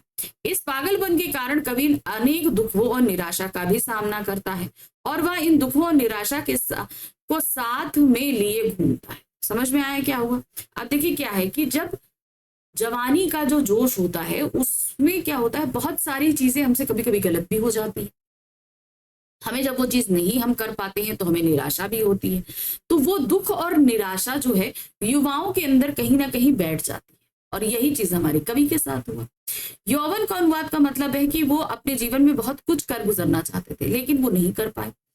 अब उसके चलते क्या हुआ, आप देख रहे हैं कि उनको कहीं ना कहीं थोड़ा सा कष्ट हुआ, थोड़ी सी तकलीफ हो रही है, जो कुछ भी हो रहा, थोड़ा कष्ट है, थोड़ी तकलीफ है, ये सारी चीजें जो उनके मन में बैठ गई, वो उसी को अपने साथ लिए फिर रहे हैं, और उसी को उन्होंने यौवन के उन्माद में मिली ये चीजें कहा है। अर्थात वह अपना जीवन दुखों व निराशाओं के साथ जी रही। कभी किसी प्रिय को याद करता रहता है, जिसकी याद उसे बाहर से तो हंसा जाती है, परंतु उसका मन रो देता है। अर्थात याद आने पर कवि का मन व्याकुल हो जाता है। अब जवानी में भाई प्रेम तो होते ही, तो वो प्रेम हमारे कवि ने भी कहीं ना कहीं किया, और वो उनके साथ नहीं रहा। तो आज जब वो उसको याद करते हैं तो वो निराशा, वो यादें उन्हें अंदर से निराश करती, क्योंकि वो उनको मिल नहीं पाया, और कहीं ना कहीं वो अंदर से व्याकुल हो जाते। नादान वही हाय जहां पर दाना, पंक्ति से कवि का क्या बताना चाहता है। तो जैसे कि मैंने आपको एक्सप्लेनेशन में बताया था, नादान वही हाय जहां पर दाना, कहने का मतलब है समझदार व्यक्ति भी वही मिलते हैं जहां कहीं बुद्धिमान भी हो, मतलब बेवकूफ लोग भी होते हैं। ठीक है ना, ये चीज मैंने आपको बताई थी। अब इसको देखो, आप पूरा क्लियर वे में समझाती हूँ। इस संसार में लोगों ने सत्य जानने की कोशिश की, परंतु कोई भी सत्य को नहीं जान पाया और बिना सत्य जाने ही संसार को छोड़कर चले गए। मतलब एक्चुअल सत्य क्या है, वो चीज जानने की बहुतों ने कोशिश की और बहुतों को नहीं भी मिला। कवि बताते हैं कि नादान अर्थात मूर्ख भी वही होते हैं जहां समझदार एवं चतुर होते हैं। ठीक है, ये जो संसार है इसी में आपको समझदार भी लोग मिलेंगे और मूर्ख और बेवकूफ लोग भी मिलेंगे। कवि के कहने का तात्पर्य है कि हर व्यक्ति अपने स्वार्थ को पूरा करने के लिए वैभव, समृद्धि, भोग विलास की तरफ भाग रहा है। वे इतना सत्य भी नहीं सीख सके कि सांसारिक वस्तुएं सदैव के लिए नहीं होती। आप सभी को पता है कि इस संसार में आई हर एक चीज नश्वर है। ठीक है, आज अगर कोई चीज पैदा हुई है तो वो खत्म जरूर होगी। अब हमारा जीवन भी होता है, हमारा जीवन भी नश्वर है, लेकिन इस जीवन को हम बिताने के लिए ना जाने कितनी वैभवशाली चीजों को लेने के चक्कर में, इकट्ठा करने के चक्कर में अपना पूरा जीवन बिता देते हैं ना। तो ऐसे लोगों को क्या बोला है कवि ने, मूर्ख बोला, क्योंकि वो जीवन के सनातन सत्य को नहीं जानते कि हमारे लिए ये सारी चीजें इकट्ठा करना एकदम बेवकूफी। यह सब जानते समझते हुए भी अगर ये संसार कुछ सीख नहीं पाता तो फिर इसे मूर्ख ही कहा जाए। जब हम ये जानते हैं कि ये सारी चीजें हमारे साथ परलोक जा ही नहीं सकती तो हम इन्हें एकत्र क्यों करते? तो ऐसे लोगों को कवि ने क्या बोला है, मूर्ख बोला। कवि कहते हैं वह इस बात को जान चुका है, उन्होंने इस दुनिया में रहते हुए जो भी सांसारिक बातें सीखी हैं अब वह उनको भूलना चाहता है, क्योंकि कवि अपनी मस्ती में रहते हुए अपने मन के अनुसार जीना चाहता है। कहने का मतलब क्या है कि भाई इन्होंने इस संसार में जब आए तो उन्होंने देखा कि स्वार्थी लोग सब आसपास थे, तो कवि ने उनके हिसाब से जीना करना सब कुछ सीख लिया। अब वो उन्होंने जो चीजें सीखी अब वो सारी चीजों को वो भुलाना चाहते हैं, क्योंकि उन्होंने ये जान लिया है कि ये भोग विलास, वैभव, संपन्नता इकट्ठा करना बेवकूफी है। इसीलिए उन्होंने कहा ना, मैं भूला ज्ञान सिखाना चाहता हूं, यानी कि जो चीजें मैंने सीख ली हैं अब मैं उन्हें हटाना चाहता। कवि का और संसार का क्या संबंध है? कवि का और संसार का कोई संबंध नहीं है। कहने का तात्पर्य है कि कवि जिस तरह का व्यक्ति है संसार उससे बिल्कुल अलग है, अर्थात कवि और संसार में कोई समानता नहीं है। कवि हर रोज अपनी कल्पना के अनुसार संसार का निर्माण करता है फिर उसे मिटा देता है। कवि कहता है कि यह संसार इस धरती पर सुख समृद्धि के साधन इकट्ठा करना चाहता है। उस धरती को कवि हर कदम पर ठुकराया करता है। कहने का तात्पर्य यह है कि कवि जिस धरती पर रहता है उसके अनुसार ना चल सकने के विपरीत व्यवहार करता है। तो कहने का मतलब क्या है, कवि और संसार इन दोनों के बीच कोई संबंध नहीं है, क्योंकि कवि की सोच और संसार की सोच, संसार के लोगों के रहने का तरीका, संसार के कवि के रहने का तरीका, ये सब कुछ अलग अलग है। इसलिए इन दोनों में किसी तरह का संबंध नहीं हो सकता। कवि के लिए जहां उनकी अपनी कल्पना का संसार वो बनाते हैं वो मिटाते हैं, क्योंकि अगर उनके हिसाब से नहीं होता तो फिर से नया संसार बनाते हैं। जबकि ये संसार में रहने के लोगों वालों का कि भाई चापलूसी करनी है, आपको स्वार्थी होना है, आपको अपने धन वैभव की चीजें सीखनी है, मशीनीकरण जीवन जीना है, आपके जीवन में संवेदनहीनता, प्रेम, सौहार्द, स्नेह, इन सभी का कोई जगह नहीं। लेकिन कवि के जीवन में यही सारी चीजें मायने रखती है, उन्हें प्रेम, सौहार्द, ये सारी चीजें अच्छी लगती है। तो इसीलिए इस संसार के लोगों की सोच और कवि की सोच अलग अलग है, इसलिए इन दोनों के संसार में किसी तरह का कोई भी संबंध नहीं। कवि को संसार की कौन सी बात समझ नहीं आती है, अब आप बताइए। प्रेम की पीड़ा के कारण कवि के मन का रोना, अर्थात मन की पीड़ा शब्द रूप में प्रकट हुई, यानी कि वो जो भी तकलीफ महसूस कर रहे थे प्रेम की, उन्होंने एक कविता के माध्यम से व्यक्त करी और उसके इस रोने को संसार ने गीत समझ लिया। कहने का मतलब क्या है, जब उनको अपने प्रेम को लेकर बहुत ही ज्यादा तकलीफ हो रही थी तो उन्होंने कुछ कविताएं लिखी और ये कविताएं जब पब्लिश हुई तो लोगों ने कहा अरे वाह क्या बात है, क्या गीत है। यहाँ कवि के दर्द को लोगों ने वाहवाही करी।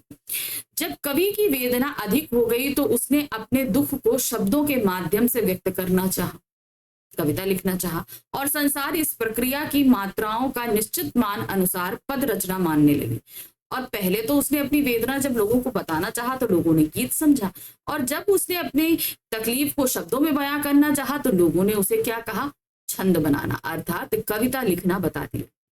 कवि को यह समझ नहीं आ रहा है कि यह संसार उसे कवि के रूप में क्यों अपनाना चाह रहा, क्योंकि कवि तो स्वयं को नया दीवाना कहता है जो इस दुनिया से मिलने वाली हर परिस्थिति में मस्त रहता है। तो कवि को संसार की कौन सी बात समझ में नहीं आई कि जब वो अपनी तकलीफ बयां कर रहे हैं तो लोग उसे गीत और छंद कह रहे हैं। ठीक है, क्योंकि यहाँ पर कवि की तकलीफ को लोग समझ ही नहीं पा रहे हैं कि भाई कवि को क्या तकलीफ है। इस तरीके से ये ऐसा संसार जो है वो कवि की समझ में नहीं आ रहा, क्योंकि दुनिया में वो रहकर मदमस्त रहना चाहते हैं, इस तरह का जीवन नहीं जीना चाहते कि किसी की तकलीफ को लोग वाहवाही करें। प्रश्न संख्या 9 है, कवि अपने आप को दीवाना क्यों कहता है? क्योंकि भाई वो प्रेम को ज्यादा तवज्जो देते हैं, जाहिर सी बात है, इस सांसारिक भोग विलास ये सारी चीजों उन्हें इतनी पसंद नहीं है, इसीलिए वो क्या कहते हैं, वो प्रेम को ज्यादा महत्व देते हैं। देखिए क्या है, कवि दीवानों का रूप धारण कर करके संसार में घूमता रहता है, उसके जीवन में जो प्रेम रूपी मस्ती शेष रह गई है वह उसे लिए घूमता फिरता है। तो उसके जीवन में क्या रह गया है, वो प्रेम रूपी मस्ती रह गई।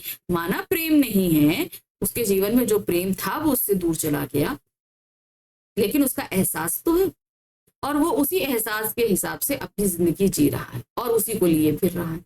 कवि उसी प्रेम रूपी मस्ती का संदेश लिए फिरता है जिसको सुनकर सारा संसार झूम उठता है। जब वो अपने प्रेम को इस दूसरों लोगों को सुनाता है तो सभी झूम उठते हैं। कवि के प्रेम भरे गीतों की मस्ती सुनकर लोग प्रेम में झुक जाते हैं और प्रेम में के आनंद में झूमने लगते हैं। तो समझ में आया, जब वो अपनी ये मस्ती को गाकर सुनाते हैं तो लोग झूम उठते हैं। कहने का तात्पर्य है कि कवि अपने मन के भावों को शब्द में व्यक्त करता है और संसार के लोग शब्द गीत को समझकर झूम उठते हैं। तो समझ में आया, वो तो अपने प्रेम में दीवाने हुए फिर रहे हैं। क्यों दीवाना हो रहे हैं? क्योंकि वो तो अपने प्रेम में दीवाने हैं, और दीवाने होकर वो चाहे अपनी बात को बता रहे हैं तो लोग उसी में झूम उठते हैं। इसीलिए उन्होंने अपने आप को एक नया दीवाना कहा। चलिए, प्रश्न संख्या 10 है, आत्म परिचय में कवि के कथन शीतल वाड़ी में आग लिए फिरता हूं का विरोधाभास स्पष्ट कीजिए। यहाँ पर देखिए, शीतल मतलब ठंडा, ठंडी वाड़ी में आग, आग मतलब क्या हो गया, हॉट। यहाँ पर विपरीत है, शीतल ठंडा, आग गर्म, ठंडे गर्म का जो एहसास कराया गया है, इस विरोधाभास को आपको एक्सप्लेन करना है। कवि का ये कथन कि वह शीतल वाड़ी में आग लिए घूम रहा है विरोधाभास की स्थिति को उत्पन्न करता है। इसके पीछे छिपा रहस्य यह है कि जब कवि अपने संघर्षों को कविता का रूप देता है तो वह शीतलवाणी बन जाती है, जबकि उसका मन दुखों की अग्नि में जल रहा होता है। वह अपने दुखों एवं विरोधों को कोमल शब्दों के माध्यम से अपनी रचनाओं में व्यक्त करता है। इसीलिए उसकी शीतलवाणी में भी असंतोष एवं व्याकुलता की आग छिपी। अब क्या है, कवि ने अपने जीवन में प्रेम लिया, ठीक है, प्रेम उसका पूर्ण नहीं हो पाया, तो उसके हृदय में उस चीज की आग जल रही है, तपन है उस चीज की। अब जब उनको वो बयां करने के लिए कविता लिख रहा है तो सब लोग उससे बड़े खुश हैं। तो वो क्या हो गया, उन्होंने क्या बोला कि भाई जो कविता पढ़ी वो तो बड़ी अच्छी थी, लेकिन इसके पीछे कवि के मन में बहुत ही ज्यादा आग थी, रोष था, तकलीफ थी। वही तकलीफ तो कविता का रूप लेती है ना। तो इसीलिए उन्होंने कहा शीतल वाणी में आग लिए फिरता हूं, यानी कि जो आप मेरी कविताएं सुन रहे हैं वो तो बड़ी शीतल वाणी में, लेकिन इसके पीछे छिपे हुए दर्द और तकलीफ को आप नहीं समझ रहे हैं कि कितना दर्द और तकलीफ। तो वो असंतोष और व्याकुलता इनकी कविताओं में दिखती तो है, लेकिन लोगों को पढ़ के वो मजा आता। प्रश्न संख्या 11 है, लक्ष्य प्राप्ति की होड़ में समय जल्दी जल्दी गुजरता हुआ प्रतीत होता है, इसे कवि ने किस तरह समझाने का प्रयास किया है। अब हमारा ये जो गीत है ना, एक गीत दिन जल्दी जल्दी ढलता है, उससे प्रश्न आ रहे। अभी तक हम लोगों ने 10 प्रश्न देखे आत्म परिचय पर, अब हम इस गीत पर प्रश्न देखें। इन्होंने क्या बोला कि जब हम अपने जीवन का एक लक्ष्य डिसाइडेड होता है और हम उसे पाना चाहते हैं, उसमें बिजी हो जाते हैं, तो आप देखिए कि समय बहुत जल्दी गुजर जाता है। कोई भी समय अगर हम बहुत ही मन से या तन्लीनता से करते हैं तो उसको बीतने में समय नहीं लगता है। अब ये देखिए इन्होंने क्या पूछा है, समझाने का, किस तरह समझाने का प्रयास किया। लक्ष्य प्राप्ति की होड़ में समय जल्दी जल्दी गुजरता हुआ प्रतीत होता है।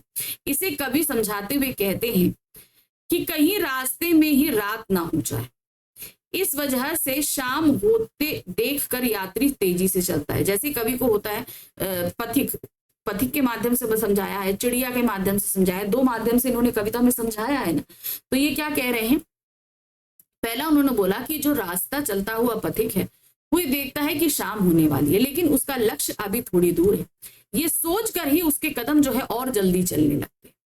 दूसरा, यात्री को पता है कि उसकी मंजिल दूर नहीं है, इस कारण वह दिन भर थका होने के बावजूद जल्दी जल्दी चलता है।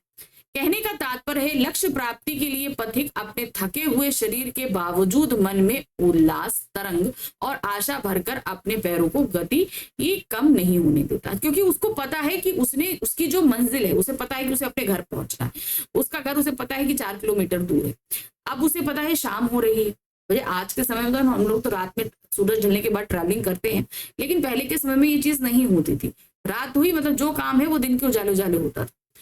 अब पथिक को ये पता है कि उसका घर यहाँ से 4 किलोमीटर दूर है और शाम होने वाली, तो ये सोचता है कि ऐसा ना हो रास्ते में कहीं रात हो जाए। ये सोचते ही वो अपने कदम को बहुत जल्दी जल्दी बढ़ाना शुरू करता है, क्योंकि उसे पता है कि उसका लक्ष्य जो है वो ज्यादा दूर नहीं।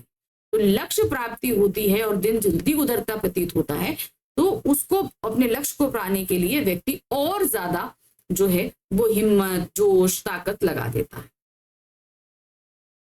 प्रश्न संख्या 12 है, चिड़िया दिन ढलने पर चंचल क्यों हो जाती है? इसका रीजन क्या है? क्योंकि चिड़िया को पता है कि दिन ढलने वाला है और उसके बच्चे उसके घोंसले में इंतजार कर रहे हैं, है ना।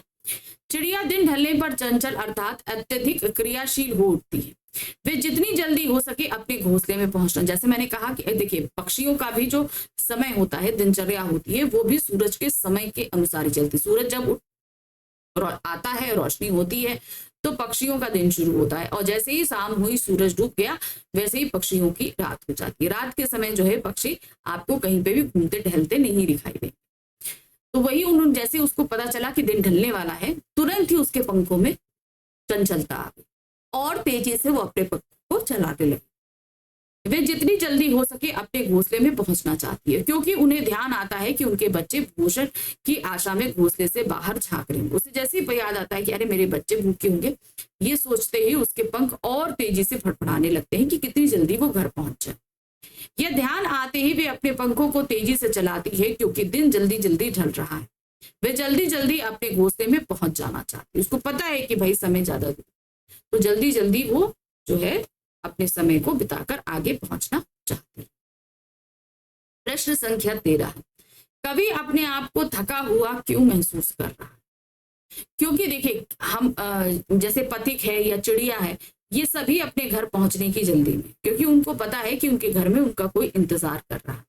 लेकिन कवि हमारे थके हुए से महसूस कर रहे हैं, क्योंकि वो भी चल रहे हैं पथिक की तरह, लेकिन उनका मन और ज्यादा परेशान और निराश तब हो जाता है जब उन्हें इस चीज का एहसास होता है कि उनके घर में उनका इंतजार करने वाला कोई भी नहीं। इस संसार में कवि अपने आप को बिल्कुल अकेला मानता है। इस कारण कवि को लगता है कि उससे मिलने के लिए कोई भी परेशान नहीं होता, अर्थात कोई उसकी प्रतीक्षा नहीं करता। तो भला वह किसके लिए चंचल हो, यानी कि किस लिए वो जल्दी जल्दी अपने घर जाने के लिए आतुर हो, अर्थात किसके लिए भाग कर घर जाए।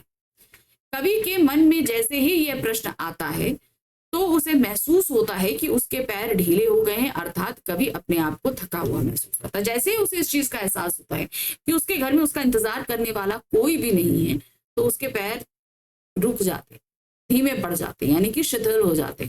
तो वो अपने आप को, जब स्लो होगा तो हम थकान भी हमारी बाहर आनी, तो वो अपने आप को थका हुआ महसूस करता। दिन जल्दी जल्दी ढलता है कविता में कवि अपने घर की ओर लौटने में शिथिल और अनुत्साहित क्यों? जैसा कि मैंने बताया कि घर में उसका कोई भी इंतजार नहीं कर रहा है, उसके घर में कोई है ही नहीं, वो बहुत अकेला महसूस कर रहा है। तो इसलिए जो है उसे घर पहुंचने की जल्दी ही नहीं, कि जब उसके घर में उसका इंतजार करने वाला कोई नहीं है, तो उसे लग रहा है कि भाई मैं घर पहुंचकर इतनी जल्दी क्या करूंगा, इसलिए वो इतना उत्साहित नहीं। कवि कहता है, दिन ढलने पर जब वह जब घर की ओर कदम बढ़ाता है, तो उसे ये देखकर सुखद अनुभूति होती है कि अपने अपने प्रतीक्षारत प्रियजनों से मिलने के लिए व्याकुल जीव थकावट के बावजूद कितनी स्फूर्ति से घर की ओर जा रहे हैं। पूरा दिन काम करने के बाद भी रात में घर जल्दी पहुंचने की आशा है, क्योंकि उनको ये चीज पता है कि उनके प्रियजन उनके घर में इंतजार कर रहे हैं। उसके मन में विचार उठता है कि उसकी प्रतीक्षा तो कोई नहीं करता, उसके लिए तो कोई व्याकुल नहीं होता। इस विचार के मन में आते ही उसकी गति शिथिल हो जाती है और वह धीरे धीरे कदम बढ़ाते हुए अपने घर की ओर अग्रसर होता है। यानी कि वो जल्दी जल्दी घर कदम क्यों बढ़ाए, क्योंकि उसे लग रहा है कि उसके घर में तो वो आराम से ही चल रहा है, उसकी जो गतिशीलता है वो शिथिल हो चुकी है, बहुत धीमी पड़ चुकी है और उसे घर जाने का कोई भी उत्साह नहीं। प्रश्न संख्या 15, दिन जल्दी जल्दी ढलता की आवृत्ति से कविता की किस विशेषता का पता चलता है। अब इन्होंने इस कविता में कई बार दिन जल्दी जल्दी ढलता है ये चीज बताई। उन्होंने समय की गतिशीलता के बारे में बताया कि समय बहुत परिवर्तनशील है, बहुत जल्दी खत्म होता है, तो उस समय के साथ बैठने के लिए हमें अपने पैरों को बहुत जल्दी जल्दी चलाना पड़ता है। दिन जल्दी जल्दी ढलता है कि आवृत्ति से दिन की शीघ्रता से ढलने की ओर संकेत किया गया, यानी कि दिन बहुत जल्दी ढलता है, इसकी तरफ संकेत किया गया। रात के आगमन की अनुभूति से ही सभी पंथी अपने अपने घरों की ओर तेजी से लौट रहे हैं, चाहे वो पथिक हो, चाहे चिड़िया हो, कोई भी हो, सभी अपने घरों की ओर बहुत तेजी से लौट रहे हैं। सभी पथिकों के घर में उनकी प्रतीक्षा के लिए कोई ना कोई अपना प्रिय या करीबी व्याकुल होकर हमारी प्रतीक्षा कर रहा है, यानी कि सबके जितने भी पथिक हैं उनके घर में उनकी कोई ना कोई प्रतीक्षा कर रहा है। यही बात घर पहुंचने के लिए उसके कदमों में गति बढ़ा देती है। जब हमें ये पता है कि हमारे घर में हमारा कोई इंतजार कर रहा है तो हम थोड़ा जल्दी जल्दी चलने लगते हैं, सिंपल है, यानी कि हमारे पैरों में गति आ जाती है। लेकिन दुख की बात यह है कि कवि के इंतजार में पलके बिछाए कोई भी नहीं बैठा, अर्थात कवि का घर में कोई भी इंतजार नहीं कर रहा, वो बिल्कुल अकेला है। यही तथा याद आने पर कवि की ओर घर लौटने की इच्छा शिथिल हो जाती है। जैसे ही कवि को ये चीज याद आती है उसका घर लौटने का मन नहीं करता। किसी का उसके लिए प्रतीक्षारत ना होना उसे व्याकुल कर देता है, उसका मन बहुत परेशान हो जाता है कि कोई भी उसकी प्रतीक्षा नहीं कर रहा। ठीक है, तो देखिए यहाँ खत्म हो गए हमारे ये प्रश्न। आई थिंक आपको समझ में आ गया होगा कि किस तरीके के प्रश्न आने वाले हैं। कविता से जो प्रश्न आ रहे हैं वो तो आपके एनसीईआरटी में भी दिए गए हैं, आपको मैंने अच्छे से वो वाली सारी बुक चैप्टर समझाए हैं, तो उन क्वेश्चंस को भी आप अच्छे से कर लो। लेकिन ये कुछ अलग क्वेश्चंस हैं जिसमें आप देख रहे हैं कुछ अलग ही बात आपको समझाई गई है और अलग ही चीज पूछी गई। तो इसी तरीके के प्रश्न आएंगे, इनको अच्छे से पढ़ें।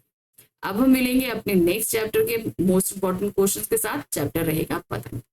लेकिन तब तक फटाफट चैनल को लाइक, सब्सक्राइब, शेयर कीजिए। कोई भी क्वेरीज हैं आप कमेंट कर सकते हैं, टेलीग्राम चैनल ज्वाइन कर सकते हैं जिसका लिंक आपको डिस्क्रिप्शन में दिया गया है।